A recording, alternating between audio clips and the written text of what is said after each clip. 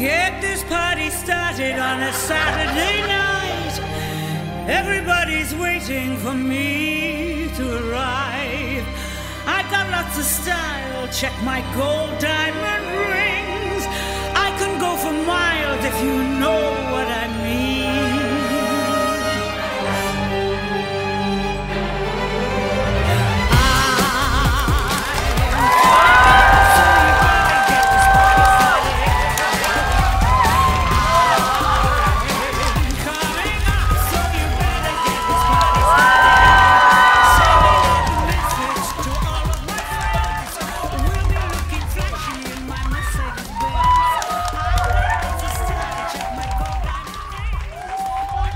All right, settle down.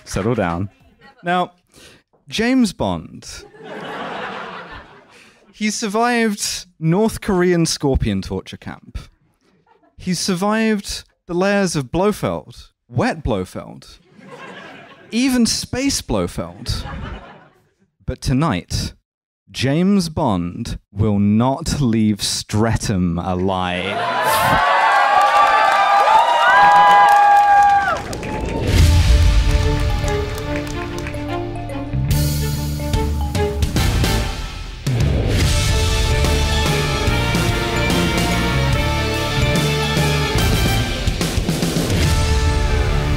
Well, good evening. Thank you all for coming. It's Kill James Bond. I am Alice Caldwell-Kelly. Joining me are Abigail Thorne and Devon. Oh, you get the way that I structured that. You gave Dev all of the cheap peaks. Do one for there, Abby now. As his dessert. It's like we have acclaimed actor and YouTuber Abigail Thorne. Nothing. No sale. Devon. No sale. And then also Devon. That's right. How are we doing, sport? It's so good to see all of you. It's so wonderful to be here to talk about No Time to Die, a movie with a Roger Moore-ass title. Really, really into the weeds. I mean, this is like No Time Forever, Always Again, Only Once level of titling. Pussy? Never Again Pussy, Only Once. I say that to myself every morning. Oh my god. Well, I mean, what is there to say about this movie? I will say that the title, No Time to Die, the reason why it's a Bond title is because they were so pathologically afraid of spoilers while this was being made that they were like, nothing can get out about this. We can tell no one. No one must know the terrible secret. And they did this with Spectre as well, with casting Christoph Waltz as Blofeld and then going, no, he's just this guy. Just a random German guy. Don't worry about it. Don't worry about it. He just has a weird sky, slightly bored. It's fine. It's fine. It's fine. So yeah, they just called this movie Don't Worry. Yeah. They were like, they can't know he dies at the end. We need to call it Bond Forever or some shit. No, I mean, by this point, the Bond franchise is almost as secretive as MI6, just for I would say marginally more moral reasons. But so we begin in a snowy landscape in the past, and we can tell it's the past because there's a little girl playing with a Tamagotchi. She's actually watching the French dub of The Wrong Trousers, which is one of the worst things I can imagine. Like child abuse to do this to. Zut alors, mon trousers. Les pantalons fausses, yeah. Do they still like Wensleydale in the French? I don't know. It might be Brie, even. Impossible to tell. C'est bon fromage, Gromit. So this little girl, she lives with her alcoholic mother in the sort of wreckage of a family in a very nice house. And we find out very quickly on that this is Madeleine Swann, Lea Seydoux from the previous movie. And she is Mr. White, Spectre sort of go-to plot element filler guy's Pale King. Daughter, the Pale King. Yes. And I kind of like the idea of a spy's family being dysfunctional, right? It's been explored better in other places, this theme will not continue, and this is something that we can kind of like come back to throughout this movie. Is it finds an interesting theme and then discards it immediately. The theme is that there's like no theme. Yeah, absolutely. It's very postmodern in that sense. The whole theme of Safin is just, what if there was a guy who looked... What if he looked fucked up? Would that be crazy? Why does he look fucked up? Don't worry about it. We've never done that before. Yeah, no, absolutely. He's wearing a no mask. Why? Because it's cool. Fuck off. No what do you idea. want? What's the significance of the fucking mask? Help me. No. We have to introduce a guy. A guy appears over the horizon, and he's wearing a no mask. And he's wearing an admittedly sick, all-white sort of like combat outfit, and he has a gun. And what he does then is a fantastic lesson in how to network. That's right. Because he breaks in the house and he delivers a very clear, very concise, you want to start a job interview this way, right?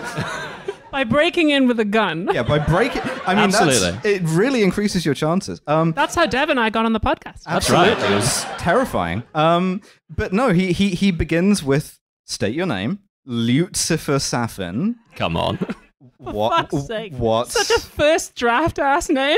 So good. Oh, let me tell you about the first draft of this movie. In the first draft of this movie, he was going to be wearing Siberian bear fighting armor. That is not a joke. What? He was Who fucking made the decision to scrap that? What is their fucking address?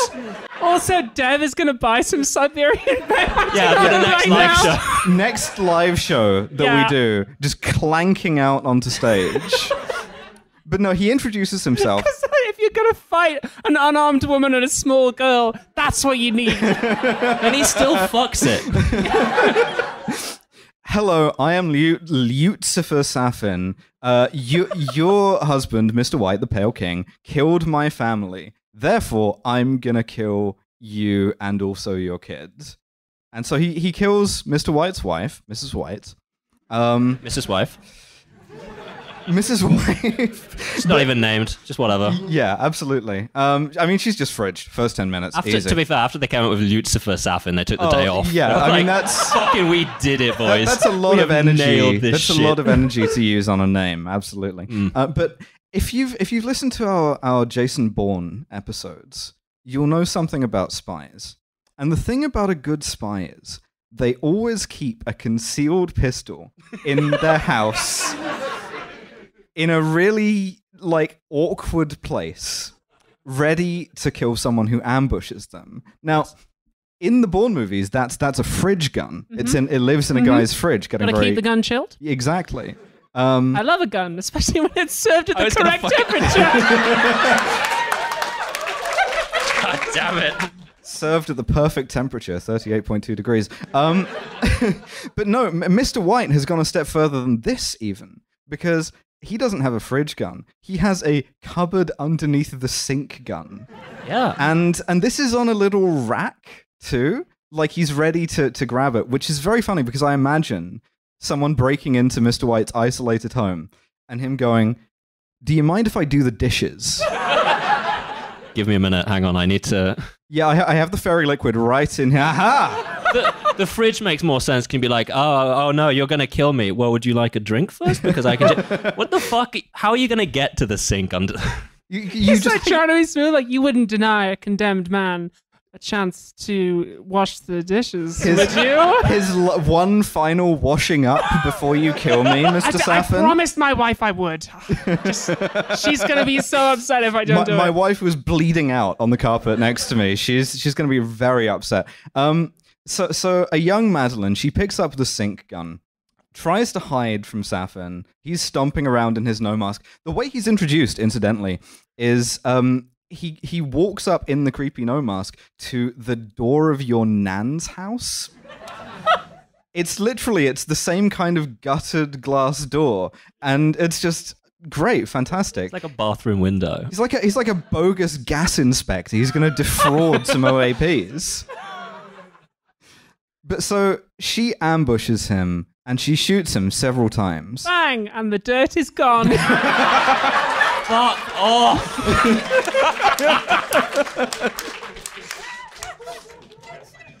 she sillet bangs him. He falls off a staircase and lands pretty heavily on like a hardwood, very tasteful hardwood Scandinavian floor, right? And so there isn't really an IKEA instruction manual for this, right? But she just drags him outside, I guess. Yeah. She's broken his mask, and you can see that underneath his mask, guess what time it is? It's facial deformity time. Yeah, baby. We love. Don't woo that, you. Yeah, can I get a big woo for facial deformities unnecessarily added to movie villains? Cancelled. All of every single None one of of you you are free of sin. This is our promise to you. The first 3 rows will get cancelled. Unfortunately, Mr. White's sink gun is loaded with tranquilizer bullets. Because after having been shot several times in the chest and falling off the thing, he just kind of like gets up again. He's fine. It's the classic like Jason thing, right? He just like sits back up and is just sort of doesn't say anything, but the implication is kind of like, oh, that kind of winded me a bit. Because he was shot in the front and she's dragging him on his back and there's blood there. So he's been fully perforated by at least absolutely. one bullet. And he just goes like, fuck, all right, hang on. He just gets like, so I'm all right, don't worry. So he gets up and he chases Madeline Swan onto an icy lake where she falls in. And in a moment of sort of inscrutable emotion, he chooses to shoot around her and free her and save her life. And as she is pulled from the water, we return to the present day, where Léa Seydoux, current Madeline, is taking a swim with James Bond in Italy. And I will say this is a fine bit of writing, it's a fine bit of character growth. James Bond, well, the Craig James Bond, Craig Fingersuck, right? His character has been kind of defined by being unable to tell when a woman has a terrible secret and is going to betray him. Even when every one of her facial expressions, lines, and like personal effects screams, James Bond, I have a terrible secret and I'm going to be forced to betray you. And so, to be fair, I've also had that problem in the past. And so the second he sees her... He's going to tell him I'm a lesbian any moment. That happens to me all the time. The second he sees that Madeline Swan looks a bit weird, he just immediately goes, oh, it's another Algerian love knot situation, is it? All right, fine. What's going? You're gonna be forced to betray me because you have a deep and terrible secret. Fine. So they're in southern Italy, and Daniel Craig, he's a fine actor, but he's really trying to sell James Bond as happy. They don't know how to fucking do it. Nice, it's sweet. He's like making jokes. I don't think he can carry it off. I think James Bond is too driven a character to ever be able to relax. But what they do is she asks him to drive faster, and he goes, "We have all the time in the world." So you can clap like a seal and go, that's the line from On Her Majesty's Secret Service. And then... I did clap like a seal. Of course. Because I just respect George Lazenby being great. To be fair, the problem they've run into, right, is that James Bond is happy. Yes. And he has no fucking idea how to be happy. And they ran into this problem with Timothy Dalton, where he just affected a sort of like little laugh all the time. And for this one, I like. What a story, Madeline. If you can all laugh like that from now on, please don't. It would make the show much worse. Don't do anything. I want to be really clear. You don't have to do anything she says. This is when we started planning a live show. She just started saying things that would be there, and I was like, "You can't say this, please." Yes. I'm organising this. The only thing that I've been able to successfully organise for the show is I promised that there would be a spray bottle front and centre, as and when. And so there is a specific scene later on where all three of us will dive for that. This is mutually assured destruction. Absolutely. But so I've got one over here under a sink. Would you deny me one last washing up? So But he tells her we have all the time in the world, and then just in case you're really slow on the uptake, it plays "We have all the time in the world." Just for anyone who is like, wait a second, I know that line from somewhere, but I'm not going to inquire any further. So they go to the city of Matara, where the tradition, and this is fully made up, this is once again the Day of the Dead Mexico City parade. The tradition is to like burn little slips of paper containing your secrets or your wishes or the past, because this movie has encountered the theme of letting go of the past, and it will again drop this.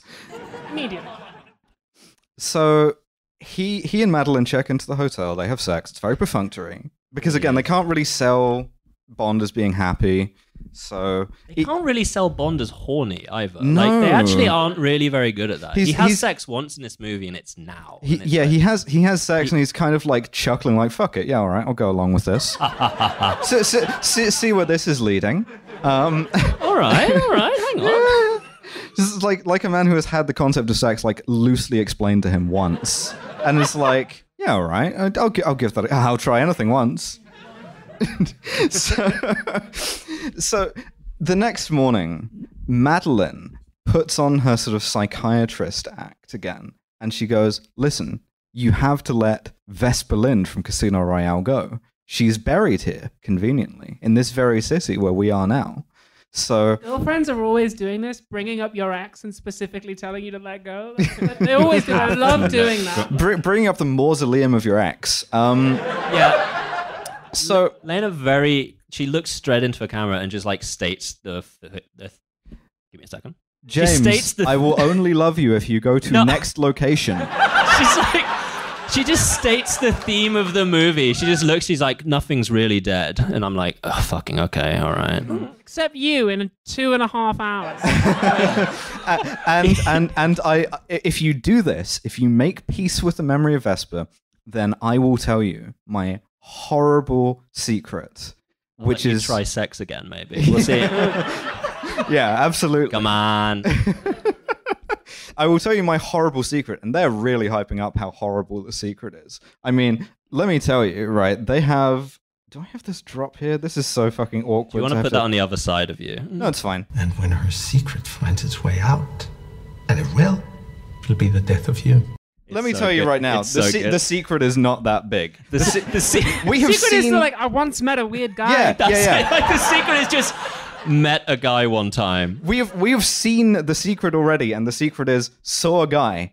The secret took one scene to like get us completely over on. It's not that much. We are on board with it, but crucially, one sentence. Crucially, James isn't, and so he thinks it's the worst possible thing imaginable.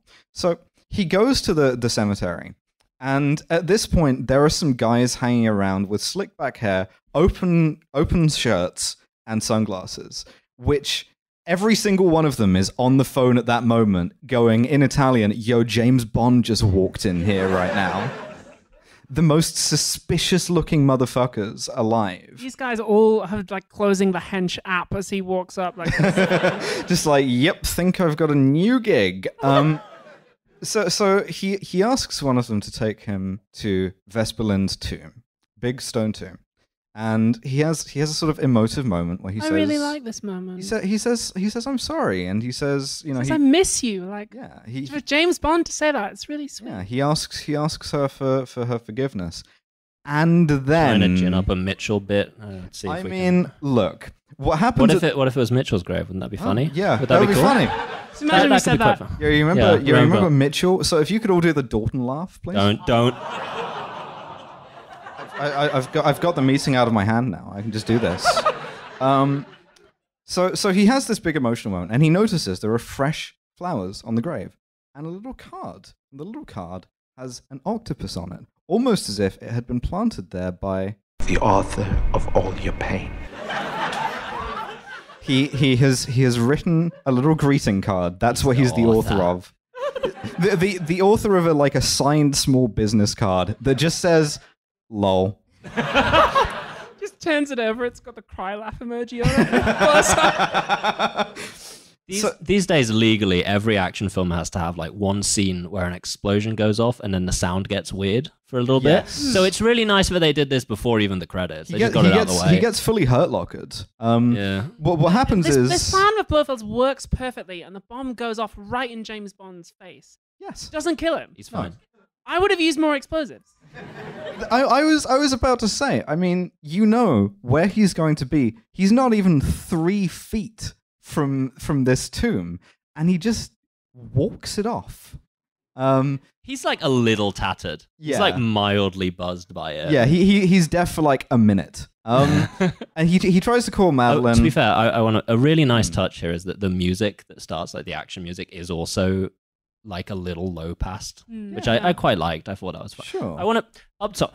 So this movie is made like really well. Yes. Every shot is fucking gorgeous. The people who directed it, shot it, edited it, knew what they were fucking doing. Yes, they did. They tried their absolute best. The problem That's is called premeditation. The problem is it was written by the same two slur that wrote every single fucking Bond film. I can't cover you. Yeah, I can't either. Every single Bond film since fucking like, what was the one with the anarchists? Oh, the World Is World Not Is Not Enough. Enough. World with Is Not the Enough. Bald Gang, yes. Every film since then has been written by the same like 3 guys. Yeah, Purvis and Wade. Neil Purvis and Robert Wade. And I thought that was a joke for a tonight. second. They better not be. They better not show their faces. They daren't. Yes. So Bond then starts running. We see that the phone is off the hook because every single one of the hench guys has immediately booked it, right? They've gone to get changed into like slightly darker shades and all pile into one car with submachine guns. And then we see our chief henchman for this film, and we're going to need you to Yes. woo because we have facial disfigurement number 2. Let's go! Before we've even had the opening credits. This guy's name is Primo, right? But Bond calls him Cyclops. That's just a nickname Bond makes up for him. He's billed as that, like in the credits. He just It's calls him Primo as slash Cyclops. Yeah. So it's like if like you were credited as Devon slash dipshit.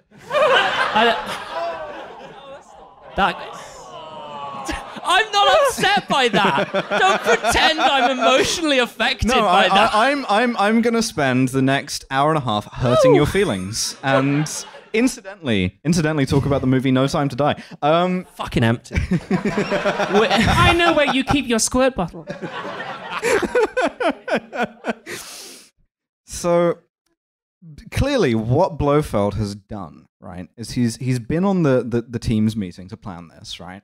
And he's gone, okay, so we put a big bomb in the tomb where we know he's going to be, but we know that won't kill him.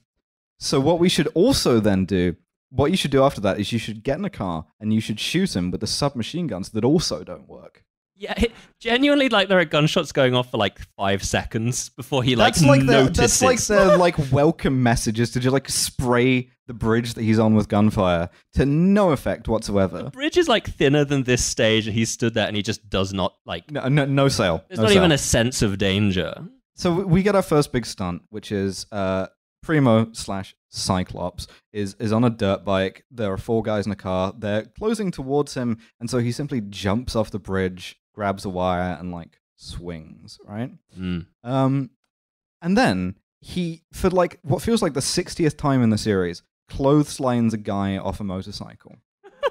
This is Primo. Now, Primo is fighting. He's like, Bond is strangling him, and He has a bionic eye. That's why he's called Cyclops. yes, he has one bulged out eye. This will come up later. Yes, Christ, will this come up? but so at this point, I don't mean to hype this up too much, but I realized that I could create a drop that was so powerful that the first time that I heard it, I was laid out for a full minute. I was trying not to spoil it for these two, but unfortunately, sound check got in the way of that. But he's grabbing the guy, and the guy says to him, A great pog day. I've got to tell you. Perfect sends his regards.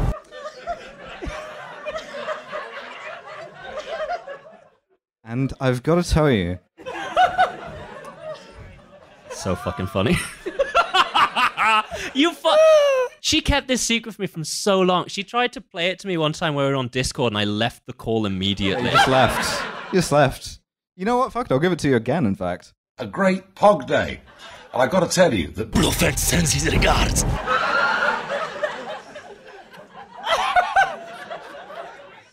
And he tries to sell him on the idea that maybe Madeline is the one who betrayed him because she's a daughter of Spectre. He knows this.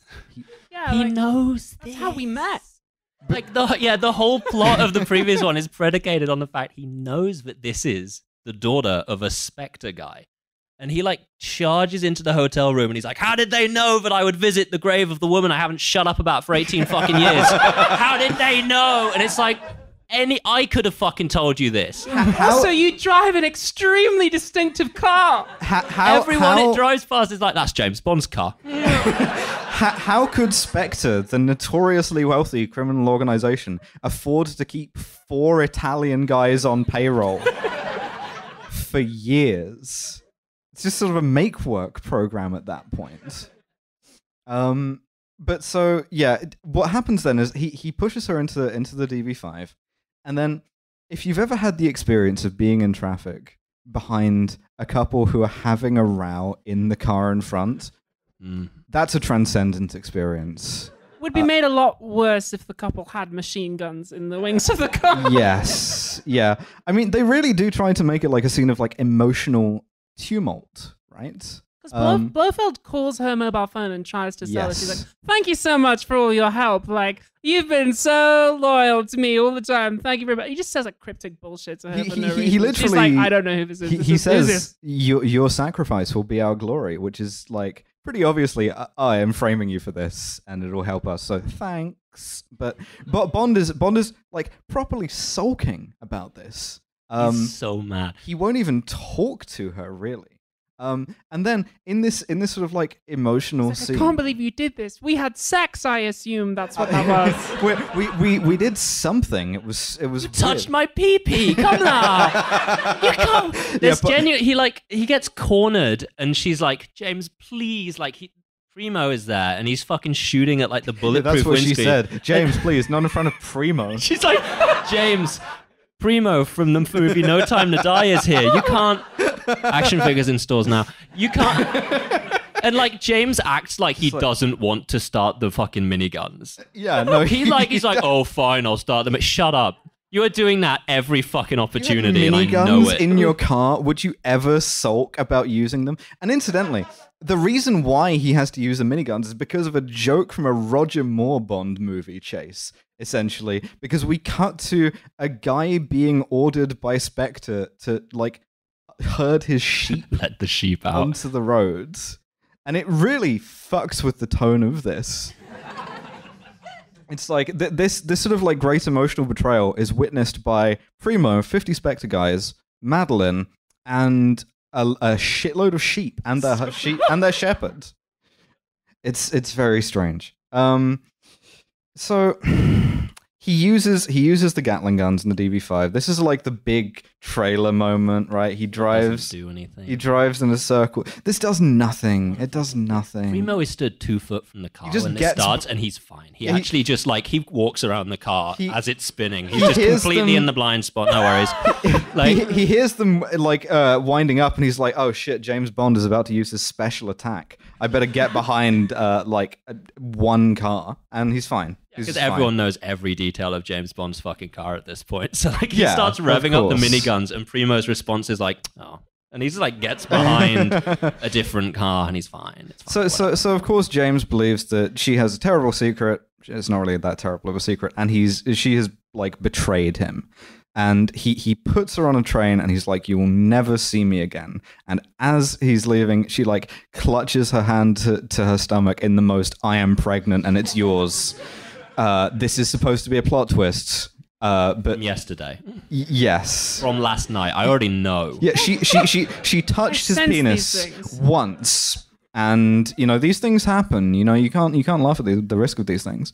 I do like they did that. Nobody ever explained to Bond that sex makes children, so he's like completely fucking blindsided by the child later on. What? How did that work? Like what? You're telling me we Why made is a baby? there a smaller me? How? Having to show James Bond like a teen sex video, being like birds in the bed. It's all very natural, James. You may notice changes in your growing body. I'm explaining it to James, and I've sat on the chair like this. Like, listen up, bud. You're trying to present a less like daunting aspect to James Bond. So we get the titles at this point, and we get the song. And look, I liked it. I like really the song. liked it. I like the song. When Lena Seydoux looking sad, and then like Billie Eilish cuts in like crooning, and it genuinely did give me chills. But the reason for that is because I'm what is known medically as a fucking rube. Like I know I'm a dipshit. This kind of shit works on me. Yeah, it's no one's fault. Absolutely. The titles introduce us to the theme of the film. Yeah, fucking right. which is British decline. We have a lot of images of statues falling down. This is good. This is good that you're clearing. Sadly, this theme also does not come back. No, what they do is they go back to the same sort of like textural well here, because for 3 movies at least they've been trying to sell the idea of like a declining empire as something that you express in the form of like Portland stone and raw concrete. And so you have like these big concrete statues of Britannia crumbling. And it's very evocative. It would have been more evocative if they hadn't also used this in fucking Skyfall, where Silver lives in a big concrete ruin and then goes to James Bond. It seems like we both live in a big concrete ruin, James Bond. Yours is called Britain. Great line. I mean, honestly, like they've been trying to make this land since the titles to GoldenEye. Fucking right. With the big like hammer and sickle, with the like women. All of hammering that shit on it. ruled. That wasn't the was decline cool. of Britain. Yeah, that was the decline The of reason the it was good Soviet is because Union. there was sexy ladies destroying the statues, which we don't have in this one. Yeah, absolutely. Anyway, 5 years later, Hugh Dennis gets fucking murdered. Yes. Someone. I'm like, that's Hugh Dennis, and he gets fucking murked. I'm like, Cyclops turns up and mocks the weak. Someone. Dara O'Brien in a balaclava is sick of his fucking shit. So what happens is we're in a skyscraper. going Frankie Boyle. A skyscraper lab in central London where the sort of amazing techno CGI Spectre squad show up. And like for each individual obstacle, they have a piece of technology that oversolves that problem. You need to get through a window. They have a couple of little laser cutters. You need to like get down an elevator shaft. They have a bomb covered in magnets. This is sick. This is actually sick to me. I don't. It is, but they also have to get the guy. They kidnap a scientist called Dr. Obruchev, and they steal a chemical weapon. Dr. Obruchev, Valdo Obruchev. Let me give you a sense, right, of the kind of character that we're talking about with Valdo Obruchev. This is one of his lines. We have big plan, you know. It's like me doing the voice. I know. Hello, Hugh Dennis. Welcome to Secret Skyscraper Lab. What? It's like Milo doing Yeltsin. And he's in the movie for like 90% of it. And he doesn't ever stop doing that voice. He is this comedy Russian weapons scientist. He works with Hugh Dennis, and right before the Spectre guys show up, he gets a phone call from Lyutzev Safin saying, "Yeah, this is what's going to happen. You should download the data, put it on a thumb drive, and just swallow it." And to be honest, does that shit dry? That's impressive. He doesn't even get like a glass of water. He's just down the hatch. But anyway, they break in. They steal this big bad chemical weapon and Project Dr. Obruchev. Heracles. Yes. They push him down a lift sucks. shaft, and it's got magnet dots. This is so he stupid. levitates at the bottom. Why? And also, like, they badly ADR him going magnets into it, just in case you didn't pick up on that. It's magnets. There's a lot of bad ADR in this. It's bad ADR and bad accents. Like, I mean, again, just We have big plan, you know. What I like about like bid script. you jump down like a fucking elevator shaft that's coated in magnets, and you are yourself wearing magnets. If they fuck the polarity up, that is a Gauss cannon. Dr. Obruchev gets fucking atomized at the bottom. They don't give him like any of the safety briefings you get before an MRI even. So like if he's wearing a tie clip or something, dead. Or even any fillings. They've just been pulled through his fucking brain. Yeah, no, absolutely. So we also see James Bond for the first time in like a half hour. Thriving, moisturized, in his lane. He's in boomer retirement. He has the most boomer place to retire, which is of course Jamaica. That's where who wrote these fucking films? Ian Who Fleming. These books? Thank you so much. Got a podcast about James Bond. He's retired on. He's retired on Jamaica. He showers outside like Shrek. Yes. He's got a cool Shrek shower. Yep. He has a big house. He has a boat. He has a Land Rover. And it's like very inconspicuous because like the hardest person in the world to keep track of in terms of surveillance is a white guy with a big house on Jamaica.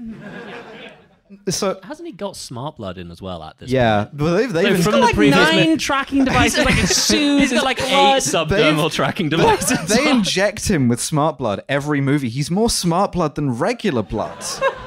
Shit's just like coagulating in there. And Felix is there too. Felix Leiter, CIA. Yes, we need CIA you back and BFF. for one last job. Yes. Also, I've got this kid with me. Yes. So what he does is Felix leaves a trail of cigar ash for him, which is the most like flirtatious thing ever. And they do. I appreciate this kind of. They do make Bond a bit of a gay flirt in this movie. He calls M darling at one point. When he sees Leiter's friend, he's like, "Who's the blonde?" It's very In his retirement, he's exploring himself and he's finding things. Good for him. Yeah, absolutely. So Leiter says, "Is there anywhere we can talk about this job I want you to do?" And Bond goes, "Yes. What about the bar that every spy in the world is in?" Cyclops is there. Yeah, Primo's in there as well. James doesn't recognize it. Not only is Primo there, but also every single shot of Bond in Jamaica, there is a slightly longer than necessary focus on a beautiful woman in the background who is just sort of going about her business, we believe, but she's also in the bar. And yeah, no, come on, guys, you need to be a lot more subtle than this. What's extra good is like in the previous scene, and I just wrote Tanner in full caps. He's in there. I don't think he has a line, but he's there, baby. I saw him and I was like, that's Tanner. Like he just like get 007, and then it cuts to Bond, but like Bond's retired. He's not 007. Guess who's 007? Oh, who's 007? It's the woman. Yeah. The woman that we hold on every shot. That was possible. Also, when we're in London, we see that M is running Project Heracles off the books, and he's trying to cover it up. He doesn't want Moneypenny to tell the Prime Minister or anyone. Listen, every single expression M has in this movie is what I would describe as incriminating.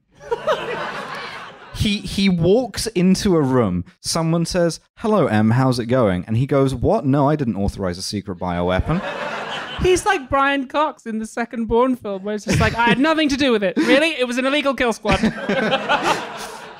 He is sweating out of every pore in his body. Anyway, Felix is like, hey, this chemical weapons guy has gone missing with a chemical weapon.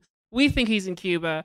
We think that you, retired agent for another country, are the ideal candidate to do this for us. Bond loves to do treason, and he loves to work for the CIA. It's like the third time. And he does point this out. He's like, why are you asking me? Like, the CIA and MI6 like aren't talking to each other. And Leiter just goes like, because we're bros. Yeah, like, he says, I wouldn't trust anyone else with this because of Donald Trump, James Bond. Yes. This kid who's with me is a political appointee, this new character who's had a lot of lines. Don't be suspicious about him. Logan Ash, or as I like to call him, American Mitchell. He really is just like, I'll check the perimeter. And you're like, he's in the scene too. And you're, I wonder what he's going to do. He's got a clock over his head counting down to when he betrays everyone. He smiles a lot. He's very affable. He's very sort of white collar.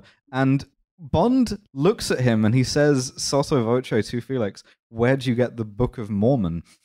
I did quite like James Bond saw the Book of Mormon? Yeah, and he fucking loved it as well. He fucking loved it. It's his favorite. James Bond's one pastime when he gets home from a long day of murders is to go and take in a West End show. He loves killing, and he also loves The Mousetrap. He loves, like, he loves The Lion like, King. Me. Yeah. Yeah, I haven't seen enough shows to join on this joke, but I just want to register that I'm what also you want to here. do is you want to deploy the name Harry Potter and the Deathly Hallows. No, it's the cursed child. All right, I know more than you. Good, whatever. perfect. So James, I don't. James Bond's gonna be in my play later this year. He's gonna fucking turn up. Opening night, James You can get Bond, him. front row, just really taking it in. Yeah, absolutely. So he agrees in principle. No, he doesn't. He doesn't do that yet. He goes. He He says no, I don't want. He says Yes, no. fuck off. I don't want to do this. And then as he gets in his Land Rover, he finds that the distributor cap has been taken, possibly by a mysterious, sexy woman who offers him a ride. And I do like this line. She asks him if he's in trouble, and he just goes, constantly. Yeah, it's very relatable. He's very smarmy in this one. He just like me. So But they go back to his house. yes, and he's like, oh, I'm gonna have sex for a second time now. He's like, so yeah, would you like to Pumping have himself up. sex? Would you like to touch the thing that I pee out of? It's Baby, I can't wait to. Really? that's why he doesn't I know wanna if do he's that. gay or not. Is he's never had any kind of sex. That's why he likes the Book of Mormon. He's asexual but not aromantic, and to that he is a king. And it is actually, I believe, a sexual day today. So let's give it up for James Get a Bond. round of applause for asexual James Bond. So Why is she in this scene? Because I she's don't like, understand the scene don't either. get in my way. Also, I've just told you I'm a spy, which I probably shouldn't have done. Do you want to get in my way? Here's She's a just like phone to showboating, call really. M. Yeah, For reason? she takes off her wig and she takes off her accent. So she goes from like sounding Jamaican to sounding like kind of South London. The woo that it deserves. Very weak. It's the signal. They're going to have us killed. So and she kind of warns him off because she's the new 007. And then Bond gets curiously boomer again. He literally he goes kind of like, Not very courteous, are you? You've broken my car. It's Commander Bond. address me by my rank? Real fucking rank. Yours disgustedly, Commander James Bond, RN, retired? He's mad because Helix was like, would you like to do this, James? And he goes, no. And then she rocks up and is like, don't do that, James. And he's like, I fucking wasn't gonna. All right, I'm gonna fucking do it now. Fuck you. You could have. This movie would have been like 10 minutes long if she had just left him alone. Let him enjoy his musical theater in retirement. Yeah. He's vibing. Watching the Book of Mormon on a big flat screen. But no, I figured out why this scene exists, right? And the reason why this scene exists is because a staple of every Bond movie, every modern Bond movie at least, is Bond goes to see M, and M goes, Bond, you're a piece of shit. I wish you'd been drowned at birth. Yes, also, immediately please disobey me. Good luck. I love you. Kiss, kiss. Now, M doesn't do that in this movie.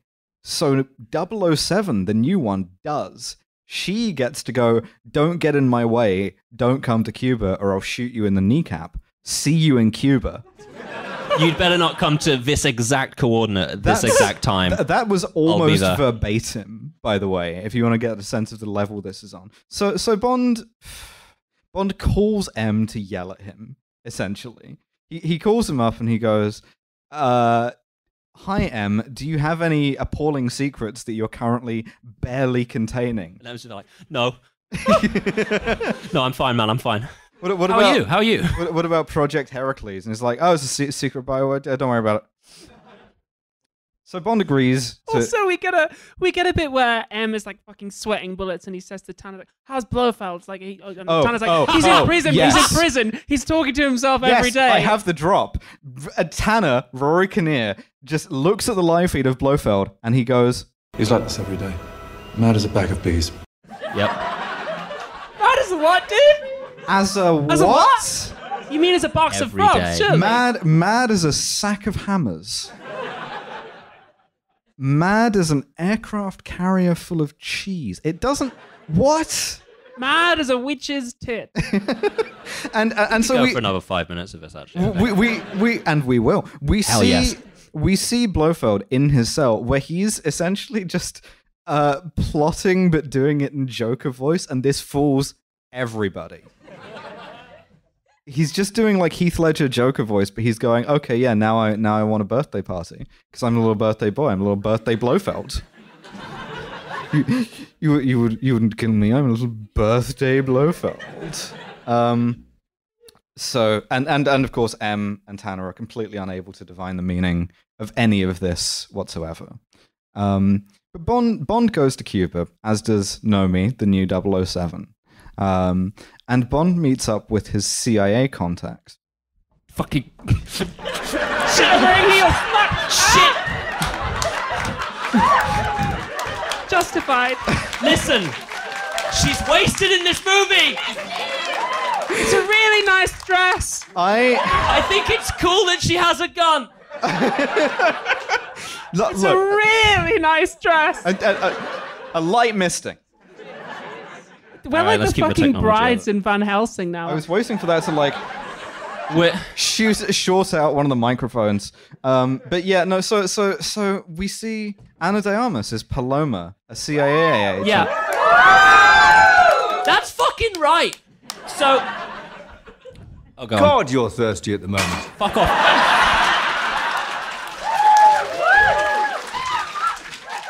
Look. She's going on the list of like exceptions to the rule. She's not blonde and she's not American. Is she American? I think so. Okay, I well could then be we're wrong. halfway there. So yeah, she's wearing this like very like high cut blue dress, and essentially the vibe of her. She's wearing about half a dress. Yes. Yeah. And the vibe off of her character is literally something we've seen the Bond franchise do with female spies before in the 60s, which is, oh, I'm not very good at this. I've only had 3 weeks training and my boobs are getting in the way. She's very nervous and inexperienced, and as we will later see, the movie tries to like girl boss reclaim this by having her kick ass.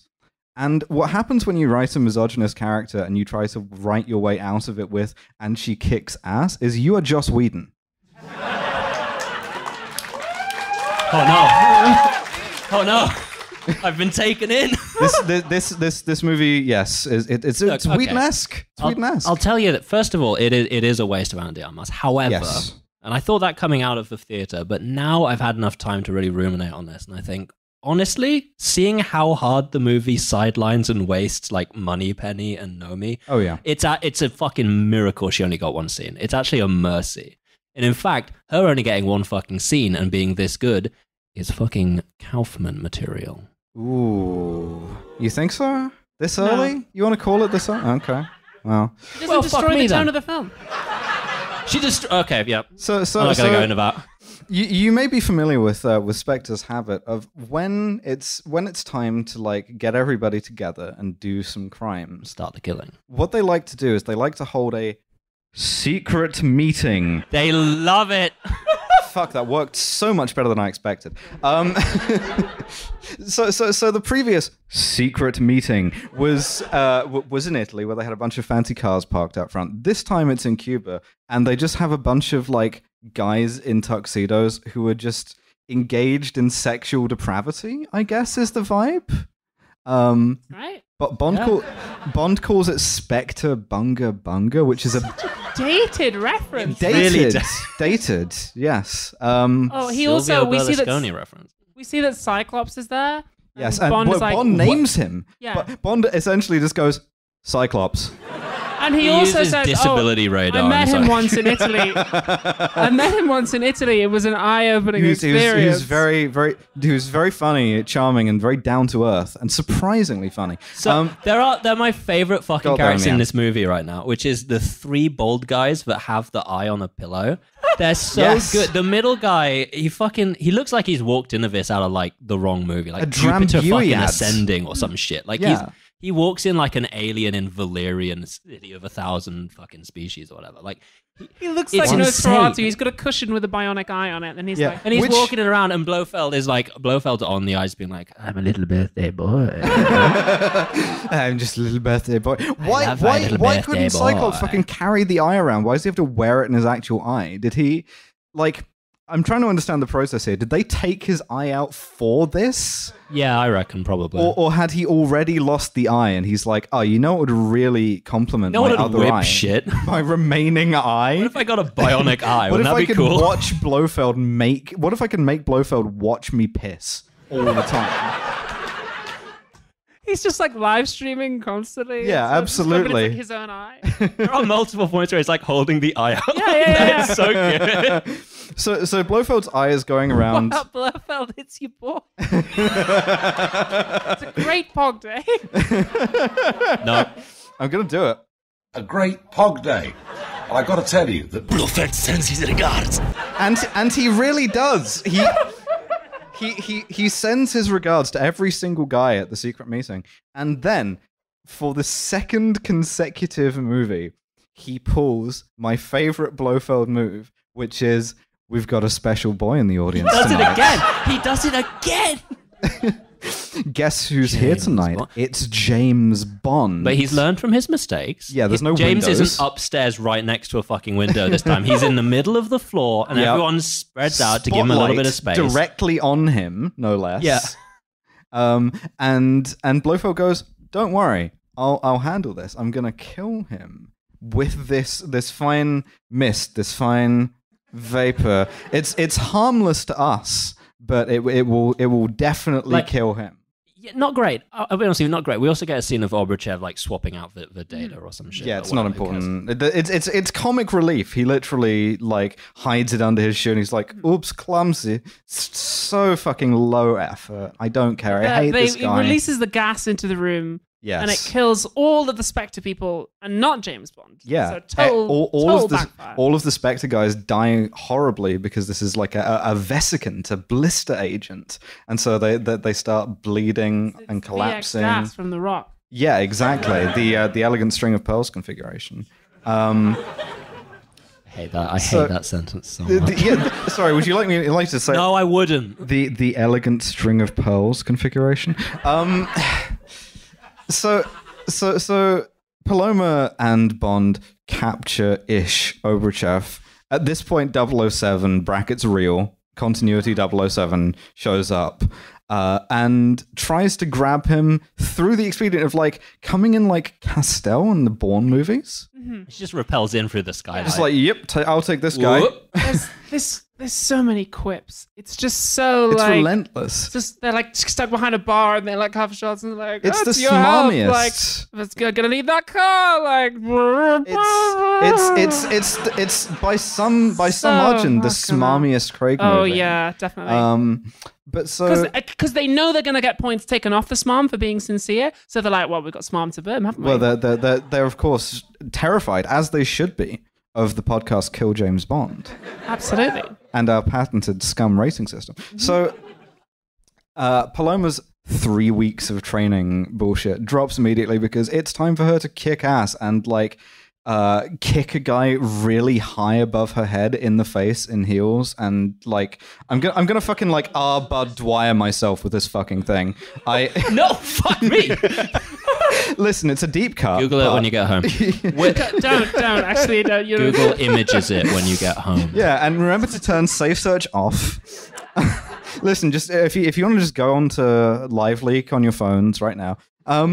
So play it on the back of it. Yeah, can we? Long story short, hey man, nice Bond. Bond gets Obruchev. Yes. 007 escapes. He like fucks her over. She's like left to escape the Cuban police on her own, which is fine. She doesn't even shoot him in the kneecap, which she had threatened to do. Mm-hmm. It was just kind of like a false. I know. It's a parting gift. You should. We're all upset. So Bond flies Obruchev, stealing 007's plane, incidentally, to an oil rig off the coast of Cuba, where Felix It's and like a boat, right? it's like a combination boat oil rig. Yeah, like fishing boat that's obviously a spy thing. It's a fishing boat that they use to fish for oil. It's dragging a big net filled with red barrels. Yeah. Anyway, Bond is there. Felix and Logan are there, and Bond's interrogating Obruchev. He's like, "Yo, what the fuck happened in that scene?" Yeah, and What was the Obruchev gas? thinks he works for Safin, so he's like, "I just did what you wanted to do." Yeah, he's like, "Hey, good to see you, man. Aren't we all friends?" Yeah, and then we had Logan's like, big "Whoa, no, plans." shut the fuck up," and I was like, We have big plan, you know. Now Logan is at this point giving the most sort of like imminent betrayal face, the big clock over his head. There are 4 characters in this scene. We know why 3 of them are there, and then there's just also a guy in the corner, and you're like, oh, I wonder what he's gonna do. Yeah. And throughout the entire thing, he's just going, you don't have to answer these questions if you don't. You don't have to say shit. I am going to check the perimeter. It's a boat. What? So he That's still water out there. But Bond and Leiter realize that Ash is working for, as Obruchev as Safin, and at this point, Ash checks the absolute shit out of Felix Leiter's perimeter. He checks his perimeter right through the stomach, and then he locks Bond and Felix in like the hold of the oil tanker. As the boat's going barrels. down, they're stuck below deck, and Yeah.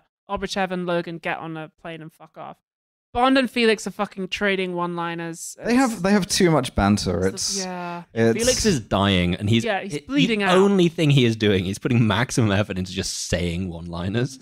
Like he's like, I gotta get these out before I die, man. I'm fucking done. The quality goes down, but just like he's got his little like mental list of bangers that he hasn't used yet. They're unconnected to whatever he's doing.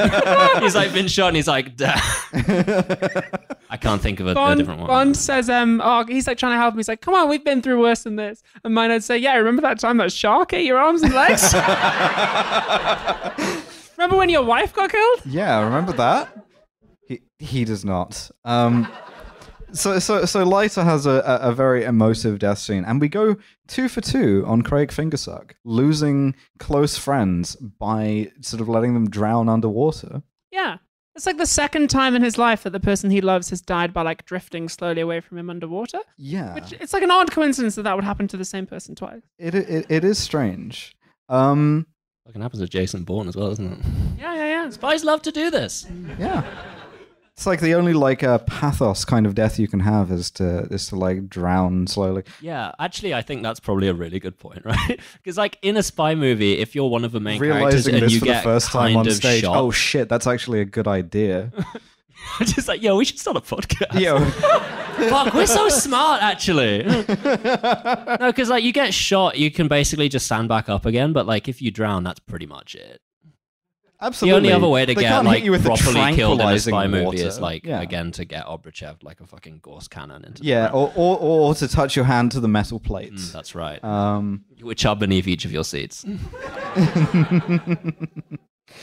So Anyway, then we go back to London. Yeah, we Bond go has a to VA London. Vantage. Don't worry about it. It's not going to be Bond, the rest of the film. I want to talk about the VA Vantage. Don't tell me not to worry about it. I'm going to worry about it because Bond goes to the nostalgia storage locker where he keeps. They remember it, so you don't have to. Fuck off. I'm gonna. This isn't. That's It's not not a for horny squirtable reasons. offense. It's just bad. Put it down. All right. Put it down. I'm moving us away from you.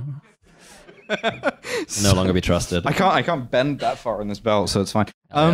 So yeah, he goes. I basically can't. He goes to the storage locker where he keeps the V8 Vantage from the Living Daylights. And this is the triumph of the same guy. Like it has the same number plate and everything.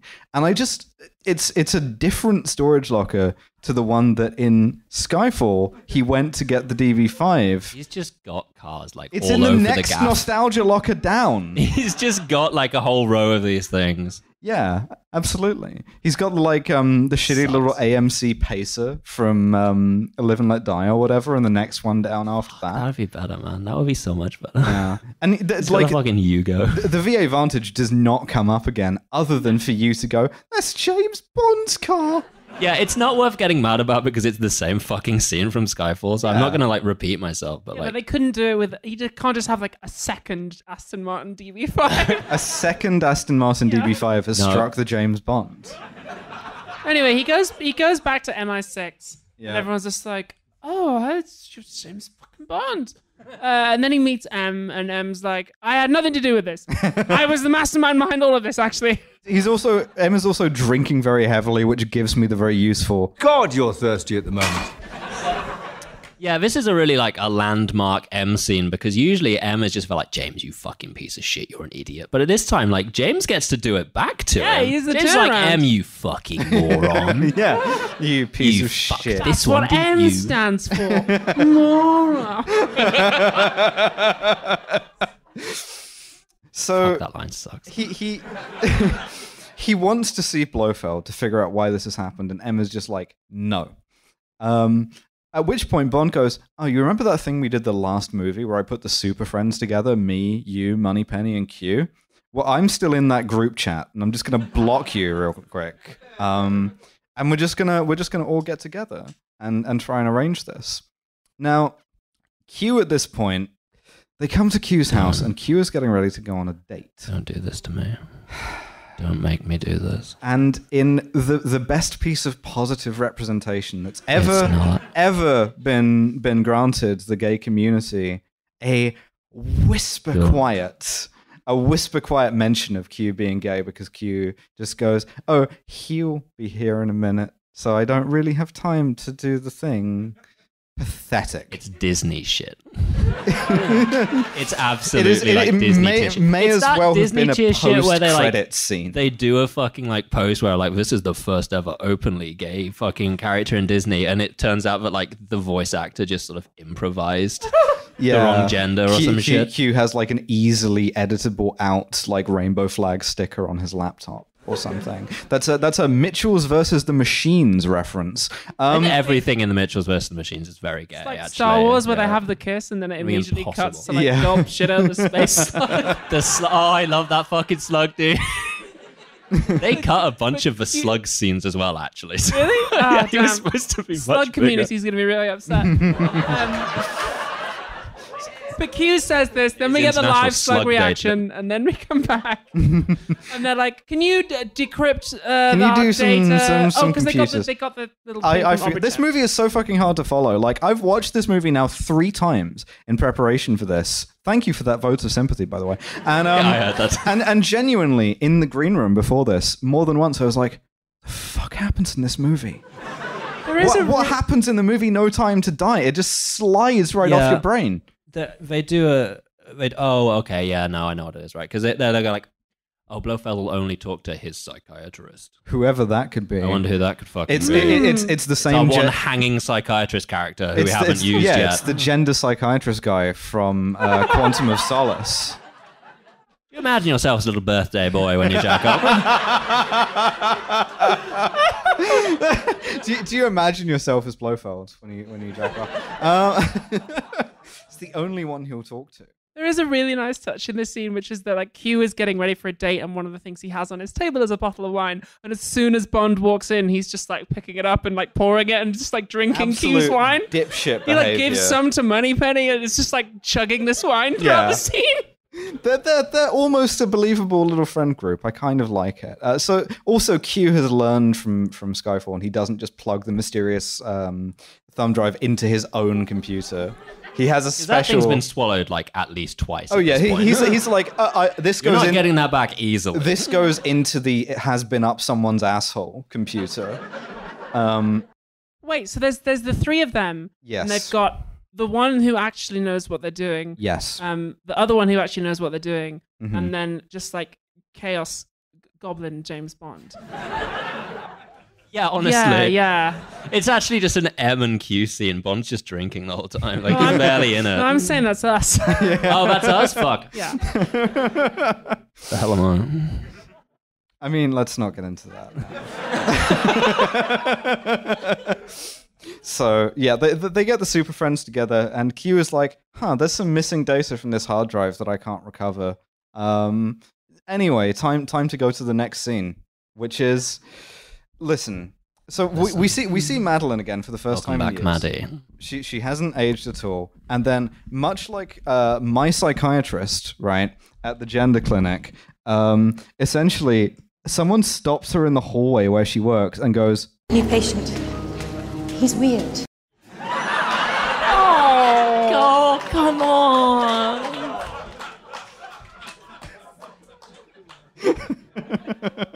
It's cool to be a psychiatrist because you just get stopped in the gym like, yeah, we got a new little fucking freak for you. yeah, Check this guy out. He is fucked up. This dude's got a facial disfigurement. Yeah. What else about him? Nothing else. He's got no other character traits, actually. It's just he's weird. And I guess to her credit, Madeline is like, you can't fucking say that shit. You're a psychiatrist. You can't just be like, yeah, he's weird. That's everybody. But to be fair, he is real weird. He's fucking weird. It's Rami Malek sitting in her psychiatrist's office, just being a weird little guy, I being feel a creepy so little bad for dude. Rami Malek, man. The scene goes on so long. Yeah, and essentially the vibe is, hey, remember when you met me as a child? Well, anyway, because of that, I need you to like do a murder for me. But also, every line, every single one of his lines is like, because we met when you were a child. She's like, now you will have to what? Do something. He is weird. For me. Point taken. Like, get on with it! This movie is 2 hours and 43 minutes long. Get a fucking move on! A full like 20 minutes is just pauses. You ever heard the phrase "not just a pretty face"? Right. The Bond villain equivalent is not just a fucked up face. And Rami Malek in this movie is just a fucked up face. Yes. He's a floating facial disfigurement. Like there's no character attached to it. Yeah, God help me, Rami's trying. Oh, he He's does his doing best his with fucking it. best. But there's nothing there. I mean, listen, he would have had more to work with the Siberian bear armor. That's right. That would have been fucking sick. He goes, I brought you a memory box to help us remember the time when you met me. And he's got the like no mask in there. If that had been a giant shipping crate. I've got a memory box for you. I've got a memory box and a crowbar to open the memory box. Clanking into the appointment. Coming into my fucking like psychiatrist appointment like, okay, where do I put this? Hang on. I brought my memory armor. Do you remember this armor? Next GOC appointment, you've just got to be like clanking in like, you cannot hurt me while I'm wearing this. They have other ways. He opens up the box. It's got a no mask in. She's like, what's the significance of the no mask? And he goes, I don't know. I thought it was sick. I saw it in a fucking... No, he does know. That time when he wore it. Yeah. Yes, yeah, very good. He got shot one time, lol. Yeah, absolutely. Like, it's just so obvious that he's been contrived just to look like how he does, and that's it. He's weirdly like possessive of her. This is the part that like Rami Malek gets to kind of like kind of act a bit on, and he's like, oh, when you save someone's life, it's the same as killing them. It like binds you to them forever. Therefore, you're like in my power now. Doctors must be really busy.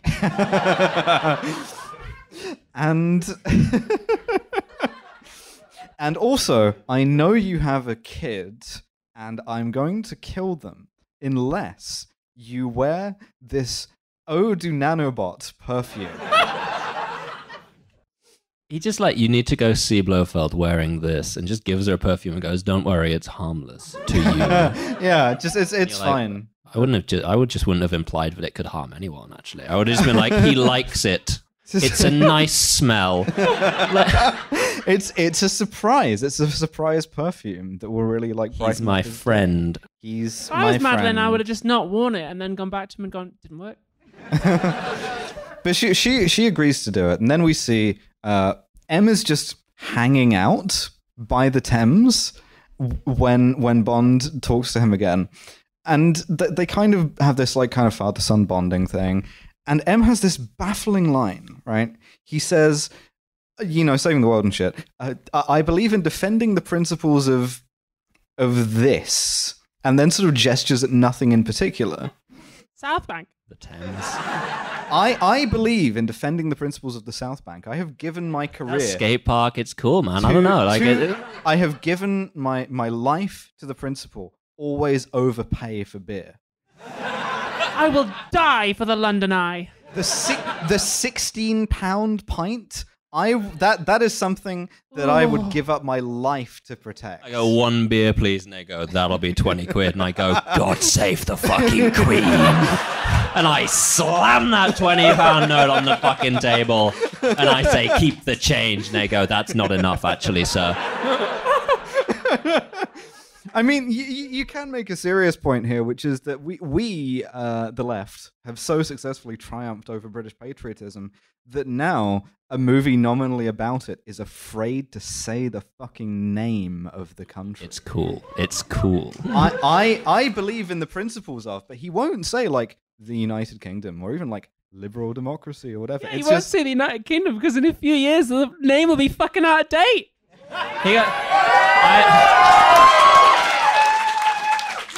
I believe in fundamental British values.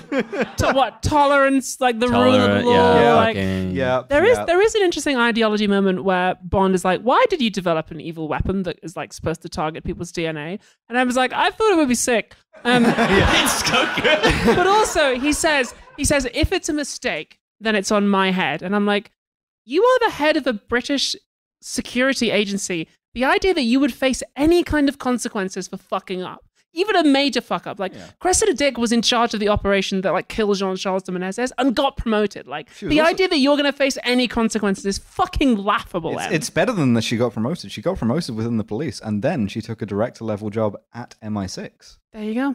It's cool. That is true, by the way. She did a couple of years at MI6, then went back to the police. So fine. So we see that's what Heracles is, by the way. It's good that those two institutions are like missable, right? Like those two things you can just kind of like move between the two. That's what Heracles is, though. It's nanobots and it's targeted to your DNA. Targets your DNA, and he was like, I thought it would be like more precise, but actually it turns out that everyone has DNA. I didn't know this. I just found out actually. Just found out what DNA stands for. I mean, the thing is, right, like, this has been done so much better. Like, the looming threat here is, like, we developed Project Heracles as, like, an assassination weapon. It kills without collateral damage, but it turns out it can be used to target world leaders, whole ethnic groups, which is not a thing. You can't... Well, anyway. Also, if you get it on you, it poisons your family as well. Just write that down. Yeah. If you get it on you, it also kills your family, James Bond. Why it does doesn't it do ever this? stop. You get it on you, it's in you forever. That's it. There's no, you can't books aren't just for Christmas. That's right. You will be toxic to the people that you love most, you might say. James Bond. James, a theme is occurring to you right now. You will be too toxic to exist in the modern age, James. James, we finally decided what the theme of this movie is. Well, I mean, it is in the titles, right, where they have a couple of double helixes made of Walther PPKs, as if to suggest that violence perhaps is in your genes. Clever. That's why they say we shouldn't be allowed in bathrooms. Anyway. Then also we get the... Thank you for that applause of pity. Then we get Pause for laughter. We get the best line in the whole fucking film from celebrated actor Ralph Fiennes. I mean, give me a second to find it here. We'll Phil. It's okay. How you doing? Q, hack into Blofeld's bionic eye. Yes! Let's go! We want it to be a little camp. It's cool. Do you remember in Casino Royale where we were like, oh yeah, we don't really go in for gadgets anymore? Yeah, anyway. We're going for exploding pens. Q, hack into Blofeld's bionic eye. The way he says it is so fucking strange. Like so matter-of-factly, like if you could hack into the bionic eye for me, that'd be great. I love seeing like celebrated serious actors deliver stupid fucking lines. So good. We got Rory Kinnear, we got Ben Whishaw, we got Ralph Fiennes. Hack into Blofeld's bionic eye. No, you got to sell this. Q. Hack into Blofeld's bionic eye. And Q is just like, yeah, She's all like, right, yeah, sure. okay. I'll put it in my fucking bionic eye hacking little like tube that I have. And he drops it in there and it goes, Blofeld's eye hacked. Don't fucking tell me about that shit. I have this. Blofeld's eyeball unlocked.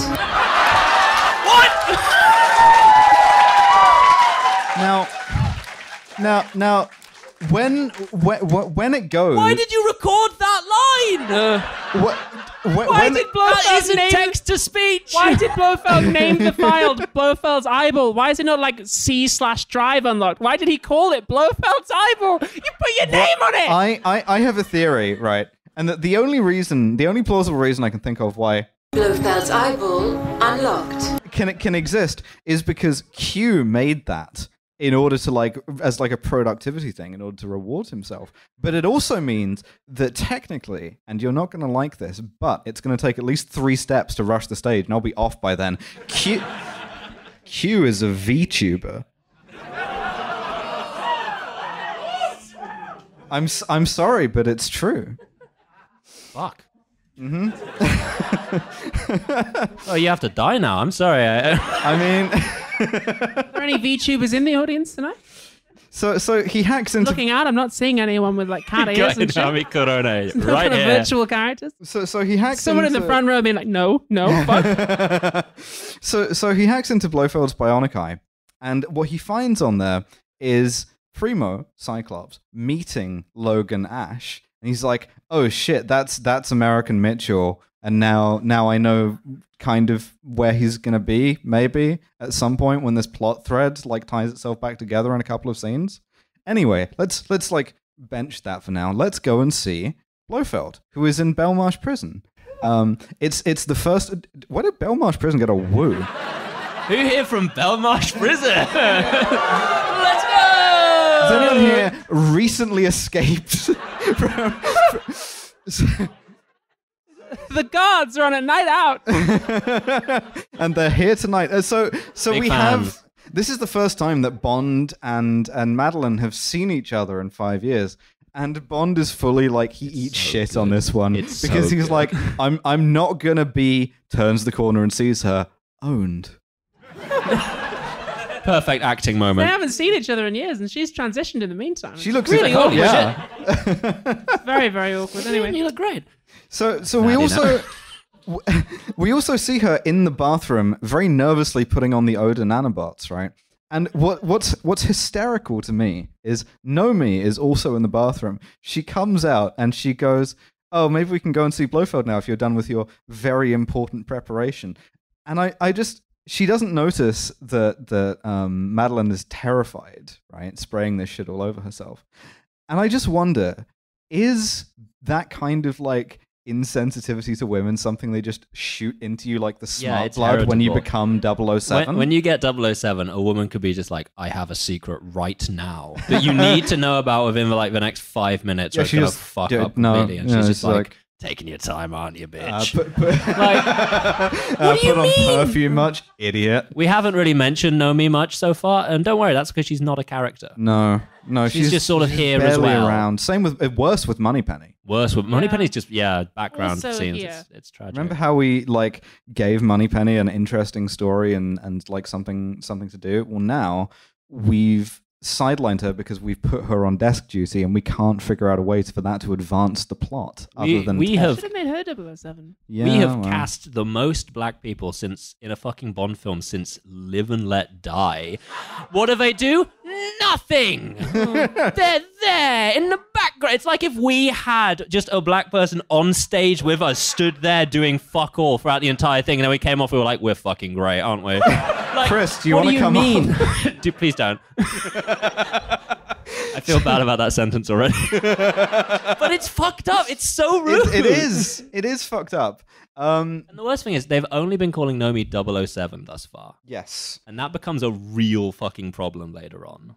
Don't worry, we'll get rid of that. So first, Blofeld is Hannibal Lecter. Blofeld is Hannibal Lecter, right. and the way in which are the lambs still screaming, James? But essentially, what happens is you go into a little anteroom, and Blofeld is delivered to you. It's the funniest shit I've ever seen him try to play off as dramatic. I've brought a memory Blofeld.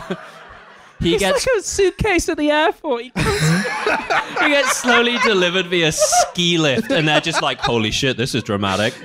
In like a perfectly tight corridor. So I just wonder, what if one of the rollers just stops, and he's just like he's stuck halfway down, just sitting there, completely like stone faced with it. So James. So Madeline freaks out. She leaves. On the way out, Bond touches her wrist. That's crucial. And then Bond does a kind of curious toxic masculinity. Bond does a curious reversal because he says to Blofeld, "So Blofeld, what's the deal with this movie?" and Blofeld's like, "We're not so different, are we, James?" Yeah, Blofeld goes, "So James, I'm not going to tell you what the deal is with this movie because you should talk to Madeline. She knows all the answers. She's the one who has the terrible secret, not me. The author of all your pain." No. Now she's the author of this bit of your pain. She wrote the sequel to Your Pain. Yes. Yeah. She did the DLC. Yes. and so his line is like, "And when her secret finds its way out, and it'll be the death of you." Okay. Again, the secret is I met a guy once. Met a guy, and she won't say that she met the guy. So Blofeld then goes, "Okay, well listen, I'm gonna at least tell you something, which is it was me all along, the author of all your pain." She's like, no, you didn't, motherfucker. She didn't betray you. I just made it look like she did, and I just put a shitload of explosives where I knew you were going to be. Not enough to kill you though, crucially, but it did just some, and like 4 to 6 Italian guys. It's implied that Blofeld knew he would survive and just kind of wanted to fuck with his relationship. Yeah, it wasn't an assassination attempt. He just knew that Bond would be like, "I can't believe you've betrayed me." There are easier ways to do that. He could have made it look like she cheated on him. He could have sent a honeypot agent so she really did. There's a lot of. I feel like there'd be easier ways to do this. I realize the franchise I'm talking about, even as I'm saying the word. It's also just really haphazard that his plan is to phone her up and just be like, "Great work betraying James Bond," and imagine that he's gonna buy it, and he does because he's fucking an idiot. But also, crucially, Blofeld's in this little glass box, right? And then when he's about to push James's buttons, the little window just goes down. Just so he's easily within grabbing range. To be fair though, I really like Daniel Craig's acting in this scene. Sure. He really sells how hurt he is when Blofeld's just like, "I got you to dump her and there was no need for it," and he's just like, "Fuck you, man," and he starts trying to throttle him. And at which point Tanner appears and he's like, "Stop trying to throttle the prisoner. You've broken the one rule that we never ever break in British prisons or MI6. We never ever do this." Bond, get away from that man's hyoid bone. I do like the sort of the intensity with which Craig plays that, because he's about to grab him and he just goes, "Die." He doesn't hype it up at all. He's not he's just die. And okay, he doesn't give a smarmy one-liner. He's just like, "It is time to start the killing." Yes, yeah. You're gone, son. He has embraced Devon thought, and yeah. So as Tanner is going, "Listen, you can't just fucking throttle a guy like that. We have to make sure all the cameras are off. We have to put him in a cell with an Italian ex-cop." It's weirdly specific. Jimmy Wang Yu in here from Hong Kong to beat him up special. Oh, rest in fucking peace to that. Yeah. This show dedicated to his memory.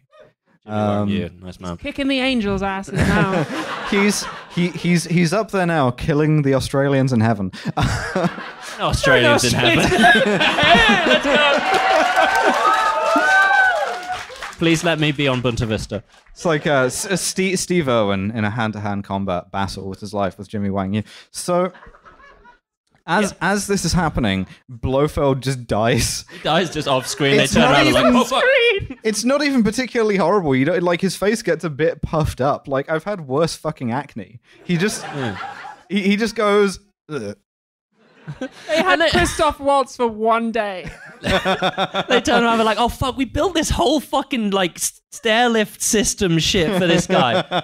How do you get him out of there? He's just stuck in there. Also, he's like a rat in the wall. They built him up for the whole movie. It's just he's the guy who's the author of all your pain. The author of all your pain. They should have done it he now escapes or something and he's the villain. And we didn't even need Safin, but instead it's just Blofeld died off screen, James. And Blofeld Bond's died on the way cool, back to his sick, home nice, planet. See ya.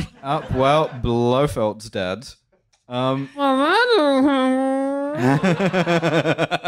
Blofeld dies on the way back to his home planet. I did that line, and I didn't get a laugh. Sorry, can I just get 2 laughs off of that? So you get none. Blofeld dies on the way back to his home planet. Oh, look at this. Devon's gonna fucking die on the way back to their home planet. A fucking second. Died on the way back to her home, Glasgow. So Bond at this point just remembers where Madeline grew up and where they were gonna go once she told him her secret of having met a weird guy, which is back to where she met the weird guy in Norway. Of course. And he They follows. don't have that many sets. If they're making it work, it's fine. Don't worry. He follows her back to Norway, and I feel much like Jason Bourne, much like Matt Damon demanded one scene of acting. This is Craig getting to be like, okay, can I imbue James Bond with some shit right here for one scene, maybe, please. And so he goes to Madeline. He meets her. He tells her he still loves her, and that he knows that she didn't betray him. And she goes, "Hey, check out this 5-year-old kid that isn't yours." You guys, okay. Right after I got on that train, I touched another guy's penis. This scene when he turns up and he's like, "I don't regret any of the time we spent together. Like, I really love you." It's really good. beautiful. Good. He does it really well. It's very sincere. And this is also the point where I noticed something unfortunate, which is that the filmmakers are doing this thing where in dramatic scenes, the actor's face will be in very tight focus, and the further away you get from the face, the more blurred things. So things at the edge of the frame are very, very blurred. However, unfortunately, on Madeline's shots, on the reverse shots, the 2 things that are in absolutely pin sharp focus are her face and her breasts. They're the only things that are in absolute laser sharp focus, and I'm like, Bond vision. Did you? He wouldn't see the face. Come now. He's talking about it's just perfect clarity here, and then as you can, she's speaking like the adults from Peanuts. Wah wah wah. It's a really, really, really beautiful scene. I really like it. It's great. He we see that he is baffled by the existence of Mathilde, this child, but he cares for her. He makes her little pancakes, and he's like, "How did you make this child?" Did it what's this tiny person come out doing of here? you? What was the situation there? I mean, where was it before? You think it would be a bit cold for storks in Norway? Oh, That's so sweet. So she goes, okay, I got to show you where next location is. And next location is stored in the panic room that my dad kept, one of them, because he loved having secret panic rooms. Yeah, Bond even says that. Yeah, he's oh, this fucking guy secret again. rooms this guy's got. Huh? There is a really funny bit which he says, "Come on, I'm going to show you something else," and he goes, "Is it another child?" I don't know how many of them show up at once. It's very frightening. Is it buy one get one free? Yeah.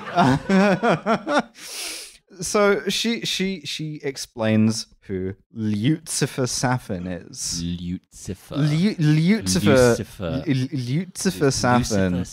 So fucking sick. That's so fucking cool. There was one of you who just realized that. At least one of you just found out that his name is Lucifer Satan. Out, yeah. Oh, wait a second. Out what is, Shit. That's Lucifer Satan. You've seen it. I'm so thick. Oh, I'm sorry, man. It's all right. Listen, don't apologize to them. Yeah, sorry. I'm keeping kayfabe. Fuck all of you. I forgot what I'm supposed to be, Devon. So having a good time with my friends. I forgot, but I'm supposed to be Devon. Lucifer Satan. His deal is that he was part of a family of poisoners who worked for Spectre. Sure. Only. Listen, family businesses, not that common in this day and age. You have to preserve them where you can, and theirs was poisoning. Taking your kid to work experience on the poison farm. It's so fun. He only got big in poisoning because his dad was a poisoner.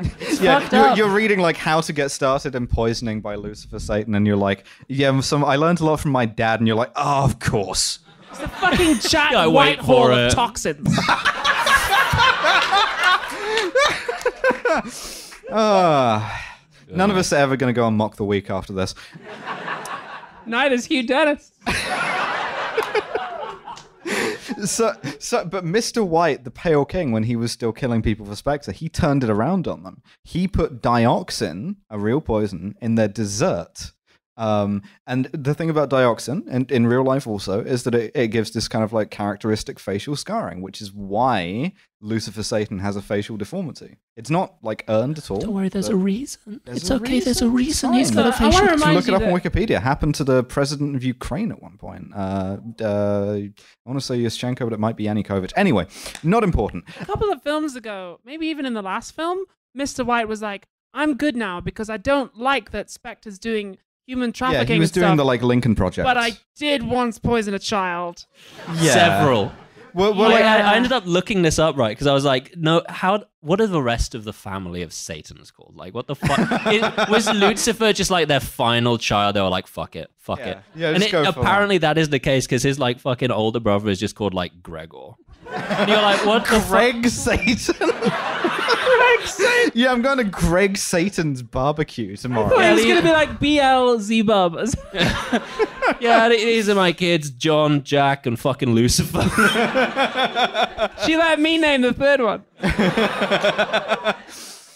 So, To be fair, there was a family like that in my school, but I can't say their names anymore because the youngest child transitioned. I don't know her name now. he has sworn revenge upon Spectre, which he's got. He's killed everybody in Spectre and Blofeld. And at this point, he just quit, right? Yeah, he's done. He's too dangerous to be allowed to live because he made Madeline feel weird, and also he has this Project Heracles nanobot virus thing. More the first one, honestly. Like the waiting of the movie. And he lives on a disputed island between Japan and Russia. And at this point, this reminds me a lot of the last disputed island between Japan and Russia in Skyfall, and then the previous disputed island between Japan and Russia in Man with the Golden Gun, and then the previous disputed island between Japan and Russia. So Bond's like, yeah, sure, I'll kill him. Love an island. Love a disputed island. I have a shitload of like visa stamps for disputed islands. Love to have islands. He loves to go to a disputed Yeah, island. an island. Collect Japan all and the Russia. disputed islands in his passport just for fun. Yeah, absolutely. And then at this point, Q hacks into Blofeld's bionic eye again. I want to. Like 4 scenes ago, he just entered sad boy mode, and he just stays in that for the entire fucking minute. Because like they've Punished got all M. the information out of him, so his character kind of doesn't have anything to do, but he's still M. So he's in every scene, but he's just felt like Just going like, this is M. Just suffering. So at this point, Bond is warned that several cars of flat-nosed geezers are heading towards Bond's current location in Norway. And at this We point, need more footage for the trailer. There's going to be an action scene now. I wrote down a bit dry for a bit, Bond. Oh, so now you don't want to do Skyfall Home Alone shit. You don't want to rig up like a bunch of shotgun shells or whatever, kill a guy with like some falling moose and be like, welcome to Norway. No? Okay, you're just getting in the car and leaving. Get in the car and leave. Okay. Well, they've got a child this time to be fair. Fine. And then there was a child in actual Home Alone. Yeah, you got me on that front. I think the kid had more agency in Home Alone now. Well, so yeah, they get in the Land Cruiser, and then at this point we see a chase scene develop. This is so funny to me. And because, so like, much, the only reason for this scene to exist is because how much do you think Land Rover kicked in for the shot of 3 new defenders cresting a hill? Hey, dudes. It's like, hey, what's like up? the car chase to me is so funny because like this kid is in the back and is just like going ape shit, and I'm just like, does this child know what's happening?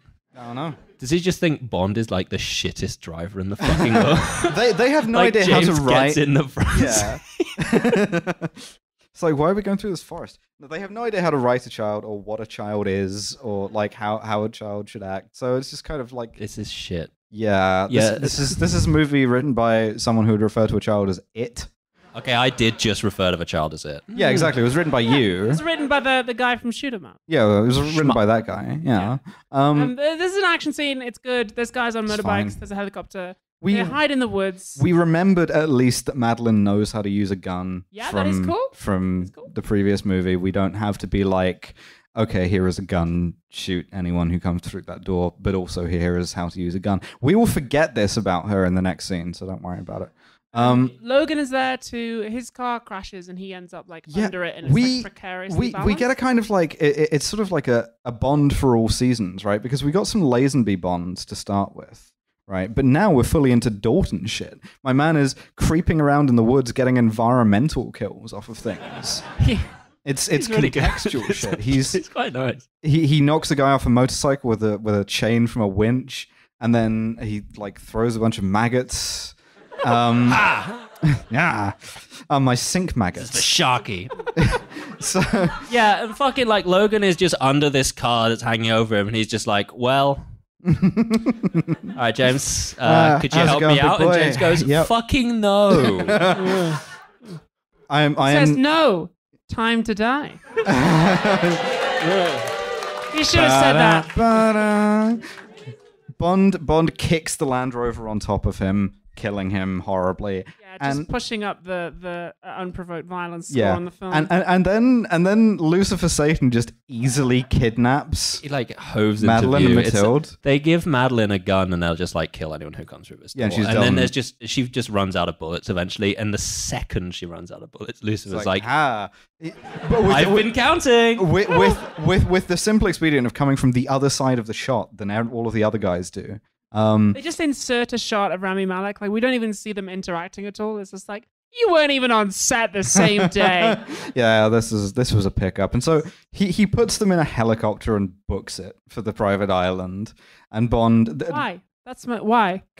Why does he want Madeline and the child? Why? Why does he do this? He is obsessed with Madeline, and he's going to raise the child as his own in the traditions of poisoning. Yeah, sure, whatever. Fuck it. So he's already killed all this. He's got everything he wants. He's just achieved his life's mission, and now he's like, now I will become a wife guy. But there's an hour left in the movie. He achieves his life mission. He's like, fuck. I guess I met a kid one time. All right, I thought that could be my thing now. I guess like midlife crisis. Yeah. So Bond gets to do the whole Taken thing. Nomi shows up driving an Aston Martin Valkyrie because Aston Martin wants your money, wearing the dumbest pair of sunglasses I've ever seen an actor subjected to. The movie wants you to think they're so fucking And cool. I remember the ski goggles that they made him wear in Spectre. But she offers him a ride to an RAF transport plane, which is a little like, hey, have you considered buying a Land Rover, buying an Aston Martin, joining the Royal Air Force? These are all prestige British brands that are alike in dignity. Q is there, I guess. They brief them on the island, and then the most unearned shit in the whole fucking movie. Turning to my drop keyboard here, where the fuck did I put it? My notes just say go Devon mode. Yeah, so they get on the call with M, and 007, Nomi, is like... Permission for Commander Bond to be redesignated as 007. Why? Huh? Hey, we're about to do this really complicated thing. Can we, complicate the communications a bit more? For fun? Yeah. Presumably that takes a degree of, paperwork. Yeah. Right? You have to have been living as 007 for 2 years.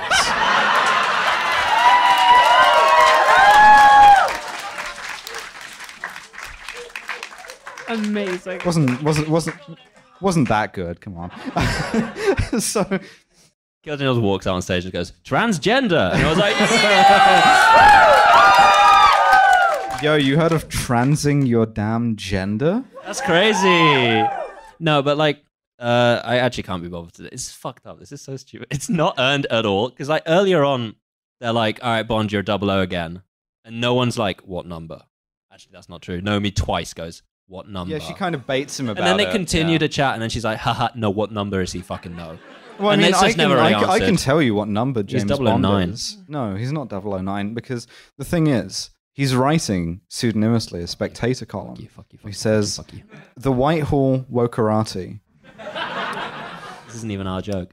may have given me my number back, but now that I have to work with a diverse cast of 2 black women and one gay man, maybe gay man, and one maybe gay man, I fear that the true number may be approaching 001,984. This is hack. Just really gonna milk that. This is hack.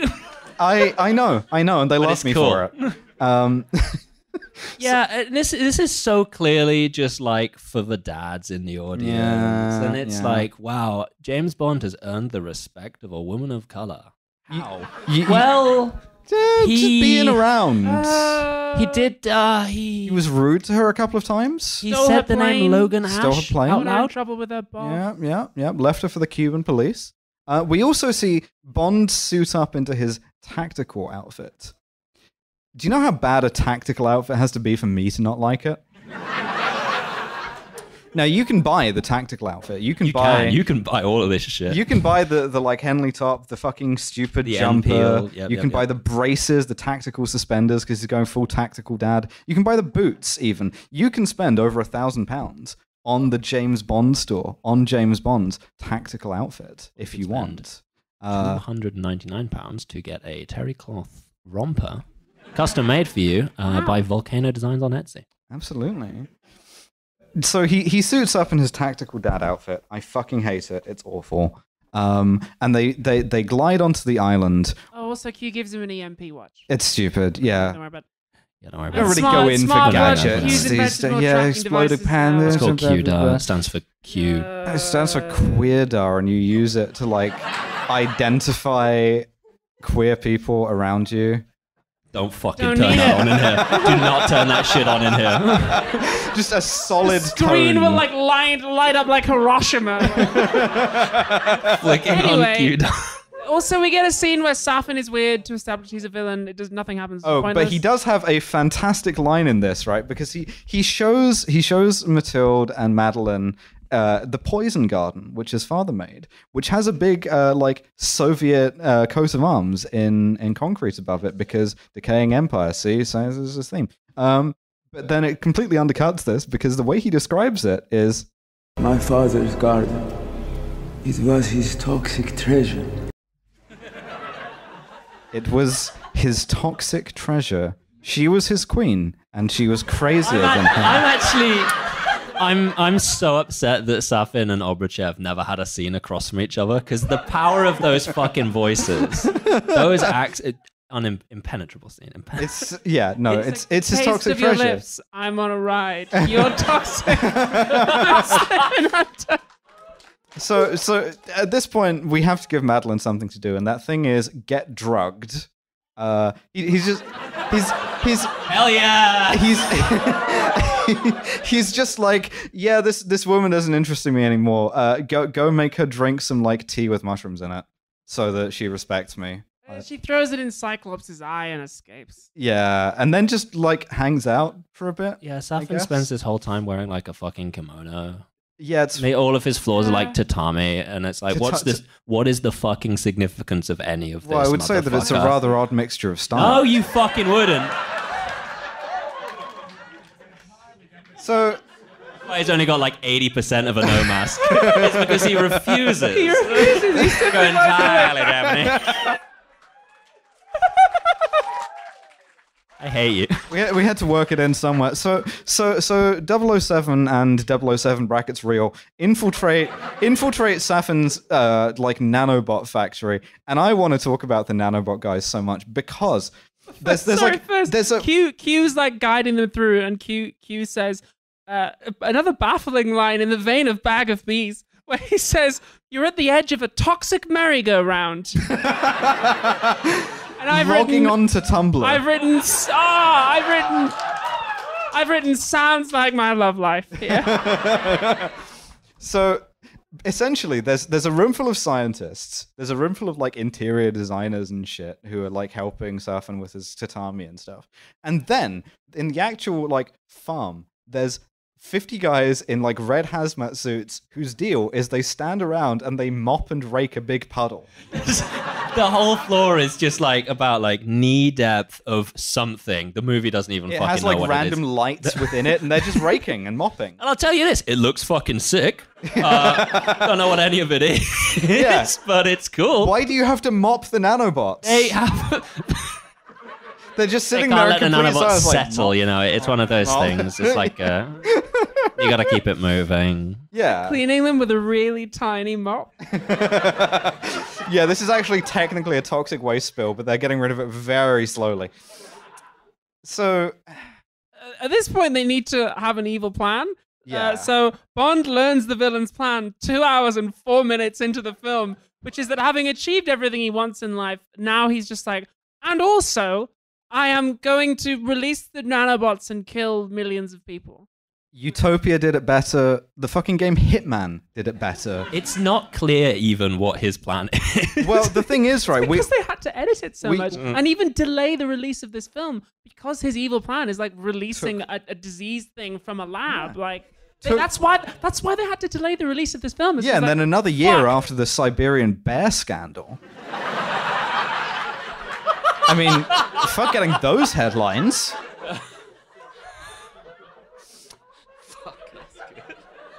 So, oh dear.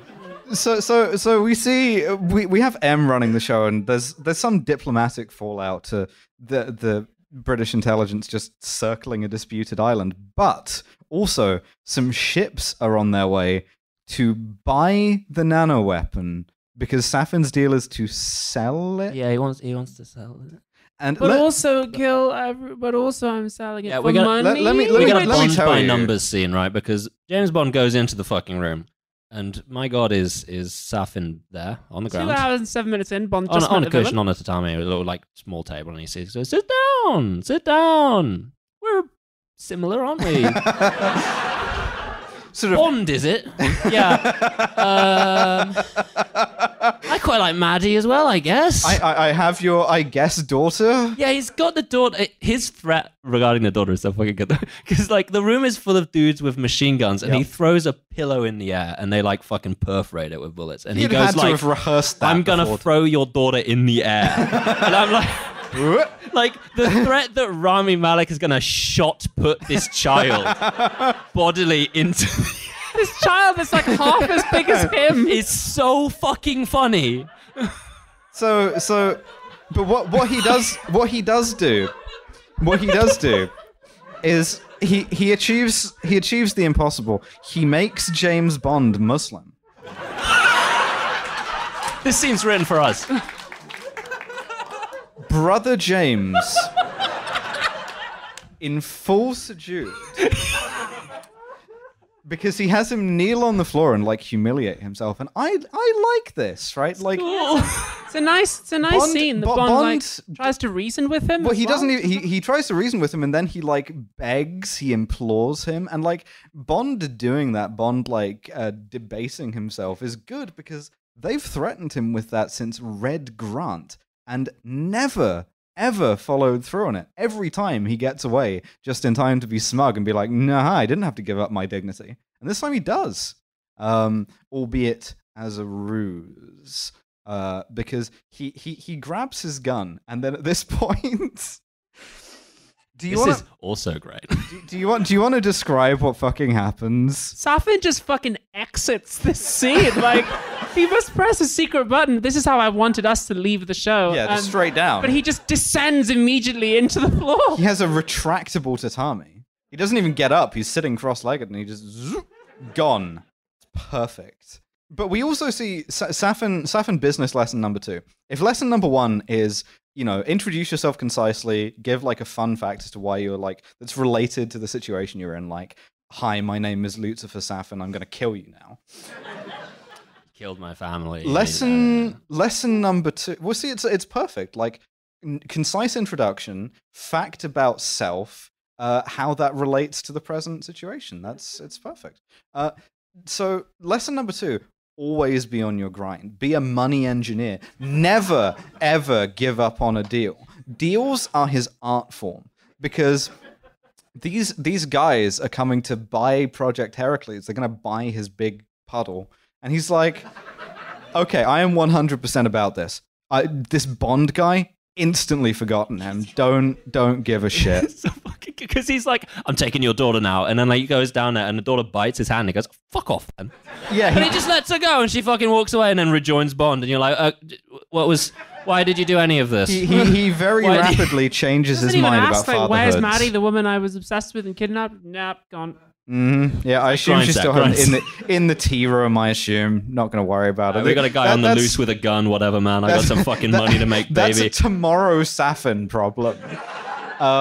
I gotta start shoveling that goop into fucking buckets. They're coming right now. Put it in the jam jars. I have to go do deals. So we find out that they have to open the big roof, the silo roof of the factory, to be able to like fire missiles from HMS Dragon, join the Royal Navy, a fourth British prestige brand.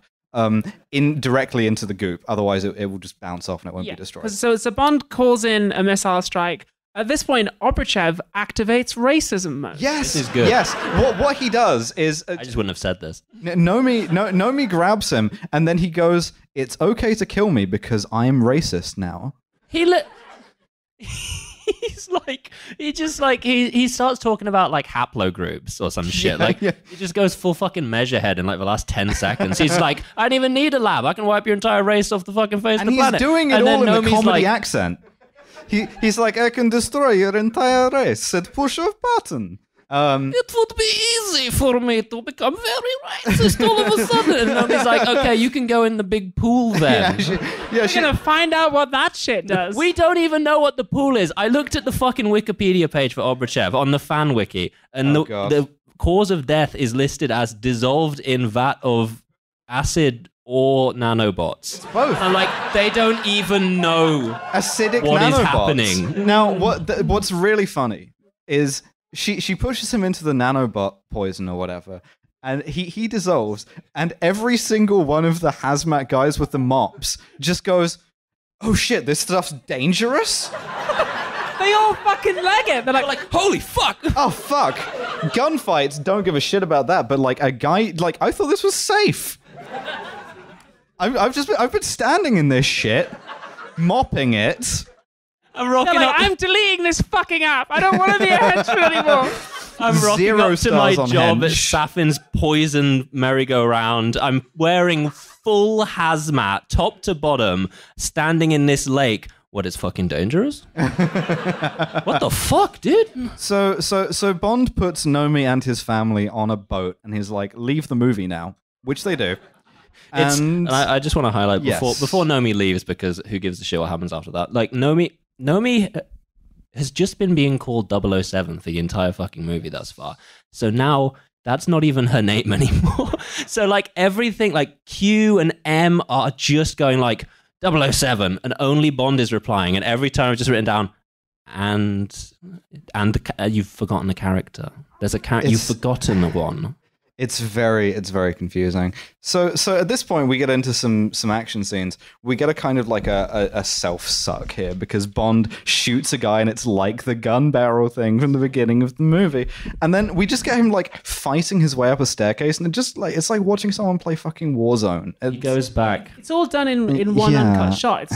It's kind of very impressive. I'm like, I don't know why I guess decided to do this now, but there's not really like any sort of reason. James Bond, he's about to get on a boat and leave, and he's like, wait, there's one last disability I've not yet exploited. Wait a minute. Yeah. There's some motherfucker with a bionic eye. And I've got a watch that releases an electromagnetic force. And so he does. He blows up the guy's eye, and he's like, really blew his mind. And you can credit to this movie for like making this a dad joke. So yeah, at least they do make it like a dad joke. And M is like, yeah, well, shut up. I got fire the missiles now, please. Just kill this cunt immediately. Thank you. So true, bestie. You need to kill this motherfucker right now. Yeah, so true, bestie. Fire the missiles. You know what? Let's not jump the gun here.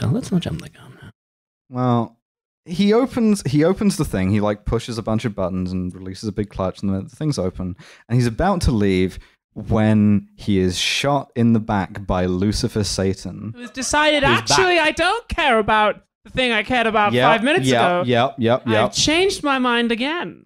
Bang, easy. Me, I'm back again, baby. Easy. You just killed James Bond. He's dead. Rest in peace. There he goes.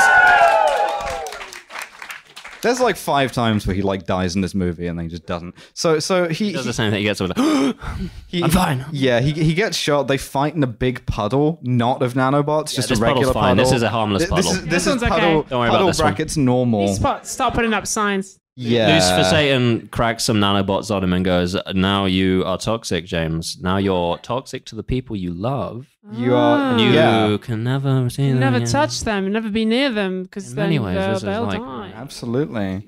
And so Bond is like, well, it seems in this movie titled "No Time to Die," it is now time for me to die.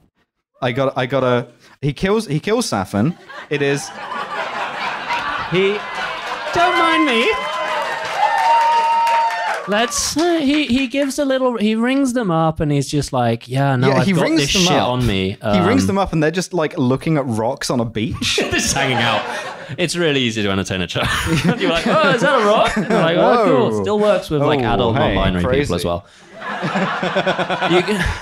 Is this a rock? Oh, fuck. Oh, incredible. And I wrote harrowing, tragic. And I wrote, cue the fucking music, baby. Oh, we're getting there. But so he calls them. Very hard to do this with stiletto nails. He calls them and he's like, well, I can't ever come back. I still don't know who this kid is or how baby was formed, but I'm gonna stay on the island, and I'm gonna stay on the island while the missiles hit to make sure that the thing stays open and make sure that I never ever have to see the inside of a family court. And so this is really the boomer dream, isn't it? And so she tells him, "Oh, hey, by the way, it's your kid." He's like, "I don't know how that happens." What? And oh fuck! I gotta get off this island. And then the missile. And then the missiles from HMS Dragon come towards him. He goes, "Oh, that's the line from On Her Majesty's Secret Service. I have all the time in the world." Bang. You just killed James Bond! Mr. Bond, I expect you to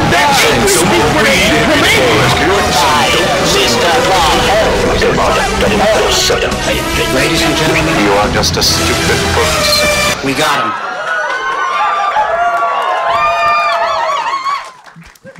Did I detect a little Sheriff J.W. Pepper in there? Oh yeah, I sprinkled a little J.W. Pepper in there. At the time of his death, he thinks of those he loves the most. Sheriff J.W. Pepper, Louisiana State Police. Fuck. Shit, I guess we're out of a job then. And we see Madeline with Mathilde, and she's like, "I'm going to tell you a story about your dad, James Bond. It's a little story. Like, the guy who can't drive. It's a little story. It's a little story I like to call Casino Royale." And she's like, probably a lot of it's not suitable for you, actually, because he did commit a lot of sex crimes. I'm going to tell you a story about the time your dad got his dick and balls whipped inside out with a knotted rope. It's a miracle you exist, really, after that. Actually, that's a good point. Well, that was a great movie. However, we do have a scientific science-based system. We do. For rating how these fucking movies are. And that is, of course, the scum system. I like the little scum chant. That was a nice scum chant. I really appreciate that. Scum. Yes. Yes. This is just a little preview of what it's going to be like for us to walk the streets in a few years. Yeah. I was going to say, not the first time I've entered a room and scum.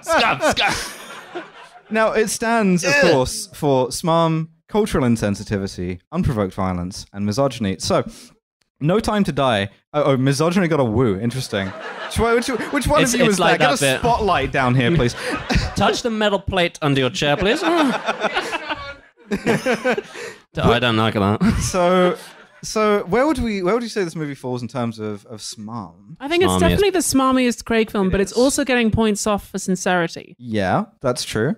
I would say the dad joke with the eyeball alone pushes it to like a 5 for me. The special thing about that is he went back for it. Yeah. This is fucking good. Using my like second to last radio call. My last radio call is like, you'll never get some fucking alimony out of me. And the one before that is, yo, check out this shit I just did. I just blew up a guy's eye. How do we feel about a 5 or a 6? I think like without the sincerity, it would be a full 7. How sincere is he? I would say 5. Yeah, I think it's absolutely sincere enough to bring it down. Okay.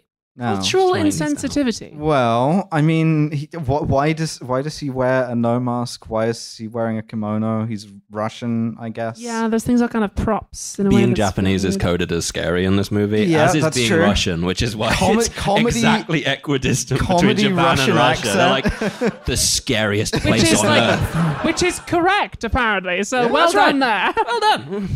Yeah, I don't know. I would say it's low, but like by the standards of Bond movies, so like a 3. It does have to get a couple of points for sidelining every single person of color. 4, 5, Killing 1, sidelining 6, 2.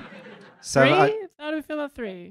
I mean, Dev has just talked me up to 7 here, but I don't think it's a 7. But I do think so you can excuse racism then, can you? Interesting. I gotta go.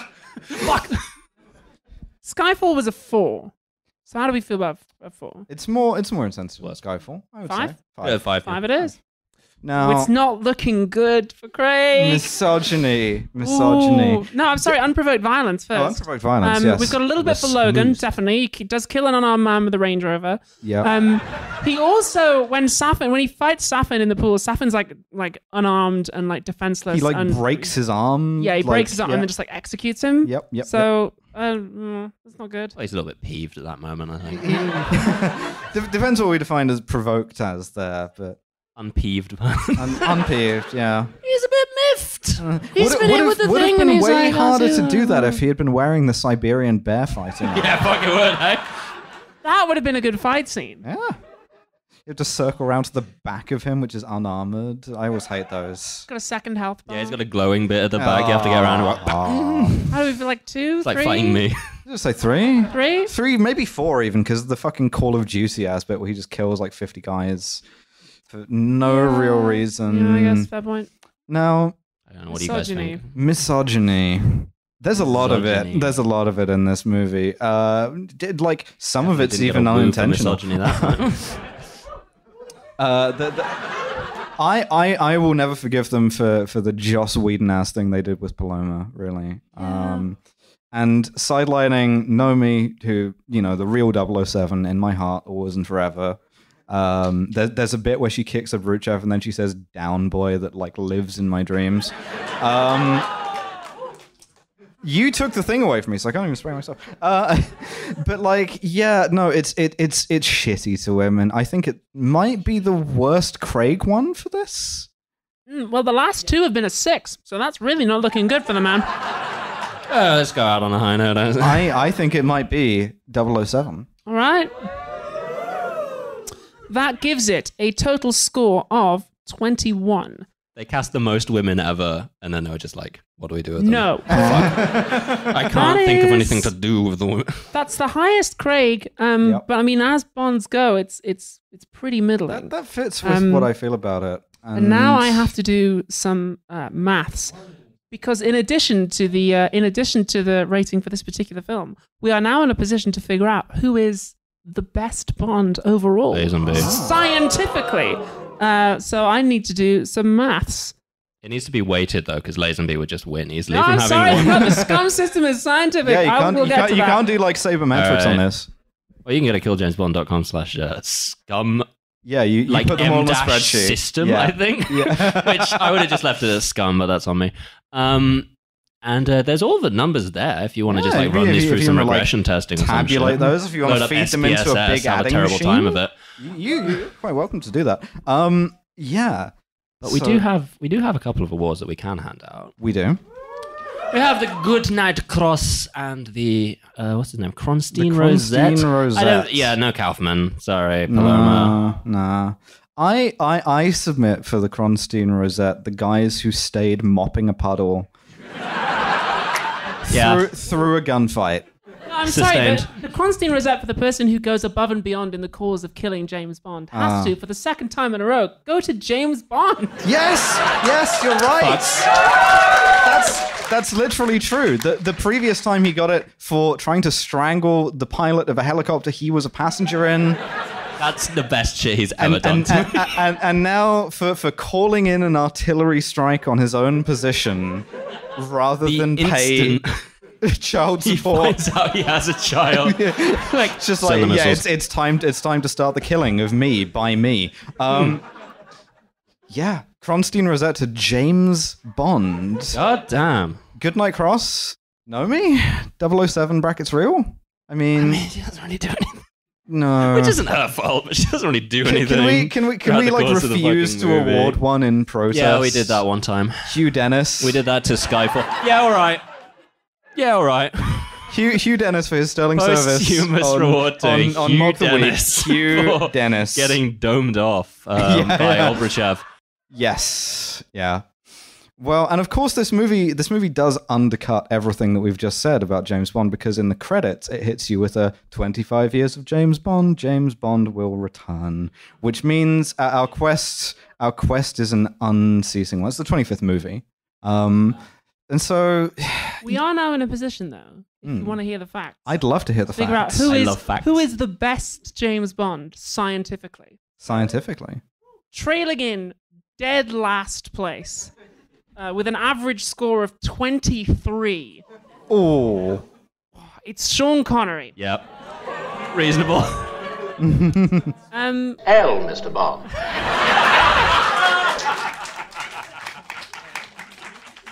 Second to last, surprisingly, the maggot's not helping. It's Timothy Dalton with an average of 19. Our boy with a license to reel. Just. We'll release that shirt at some point. It's coming.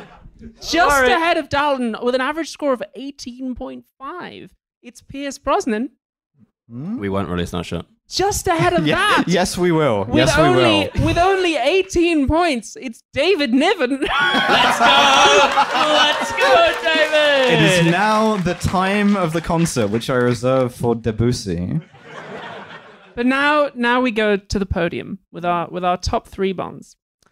In third place is a man who had the worst James Bond film and the best James Bond film. Land of contrasts. He's a land of contrasts. He had Live and Let Die, and he had View to a Kill, which is still, by the way, the best film. But the bronze medal goes to Roger Moore. Fuck yeah. I fucking love Roger Moore. You wouldn't put me on a podium. I'm just a little birthday boy. It wasn't that racist. Son of my old French teacher. It wasn't that racist. Lovely.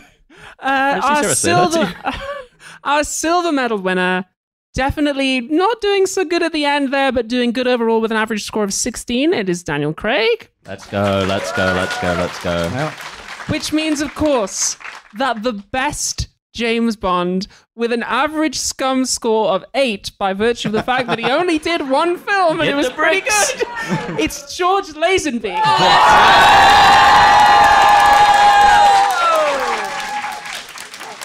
Australian Bond. Best Bond. Well, that sort of leads us into closing remarks. Shit. Well, the Bond is dead. The new Bond struggles to be cast. Long live the new Bond. Yeah. Now it's the time of Jason Bourne again. What the fuck are we going to do with the podcast? I actually do know an actor who has been offered the role of James Bond and has turned it down. I think I know this one as well. Yeah, it was Abigail Thorne. You should ask me. So, I mean, what's to be said before we put Bond in Davy Jones' locker where he belongs, where we give him his real naval funeral, and then become some other podcast? Well, I'm tremendously grateful for the opportunity to do this, because it never feels like work recording and being on stage with my friends and with all of you listening. And it's a hooting crowd. Doesn't really feel like work. It's so good to see you all in person, but also I feel that this movie, it's achieved sort of my personal objective for it, which is it's given me a sort of a language to describe something which is sort of resident myself, which is like, if I'm being quite isolative and I'm being quite dramatic about it, and I'm being like, no, actually, I am going to sulk and I am going to act like some sort of like, piece of raw concrete or some like, tide washed rock or whatever that's very dark and cold and distant, then I can be like, oh, I'm just acting like James Bond. And I don't like this. And the thing that occurs to me is that transition like didn't kill that. It didn't like remove it entirely. But what it did do was it transformed it into something different and something that I'm still sort of feeling out the contours of. And it's the same thing that happens to James Bond in this movie, where he was still this, this piece of like tide-washed debris or whatever. But, you contain sort of pockets that allow for like warmth and love and affection and family. And of course, that's unsustainable for James Bond. It's why they have to kill him. And it's why I wrote down in my notes, the easier way to do all of this shit is to transition your damn gender.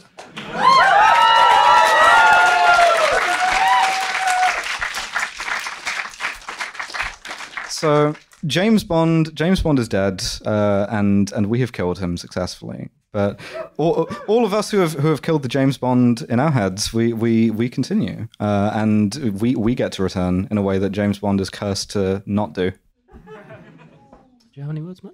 Yeah, only to echo that really, and say that it's we started out with a mission for this podcast to be kind of like a little bit of free therapy, because Alice and I, what especially, do you all think about when you jerk off? There will be a survey. If any of you say us, we will kick you out. You ever look at me again, I'll break your spine. Get their ass. Yeah, I don't know who said that, don't worry. This has been like a little bit of like free therapy, because Alice and I, especially, we had childhoods where we were told to like look up to James Bond as like, this is what you're meant to be. We literally had a blood-stained Union flag that was used as Shackleton's coffin drape in my school. I remember being told when I was like 16, they were like, you will play James Bond someday. That will be like the height of your life. Yeah. And I was like, I don't want to do anything like that, actually. So it's been really good to kind of like exorcise this demon and like let go of this ideal that we don't need to be, because we're better off the way that we are. And I'm very grateful in particular to the two of you for being on me with many journeys, but this podcast especially as well. It's been such a pleasure. Yeah, it's been wonderful. I could not have done any of this without you two. Thank you so much. That's genuinely very affecting. I have no real intention to follow that. Because that was too nice, and I don't want to be vulnerable to any of you, just in case you start getting ideas. Absolutely. So all I'll say is I started this podcast with two of my dearest friends in the world with the express purpose of getting some fucking money. And you know what? I've done pretty okay with that. So overarchingly, I'm going to keep doing this podcast until it stops getting me money. Absolutely. Because I really like being able to live, and this helps me do it. Yes, it was kind of funny that you just DM'd us and were like, the ideal number of hosts for a podcast is 3. 3 the most is the magic number. Message I've ever sent, right? We were in a group chat together to sort of do like Operation Transgend. Mm-hmm. And like they were just discussing the fucking James Bond podcast that the two of them were going to do. And I was like, hey, you know what? And it made the podcast immeasurably better. The shit doesn't work you without could have me as well. And I'm here now, baby, and I'm not going anywhere. Genuinely, okay, I'll be a little vulnerable. Thank you genuinely to every single one of you. This has been wonderful. Yes. Never speak to us. If you see me in the street, simply go, hello, Devon, and I'll go. And then we will continue walking. We look forward to doing more episodes, hopefully more live shows. My thinking for live shows is I only want to do live shows that we can dress up for. So it's Top Gun, Master and Commander, I'm going to get that Siberian bear fighting costume.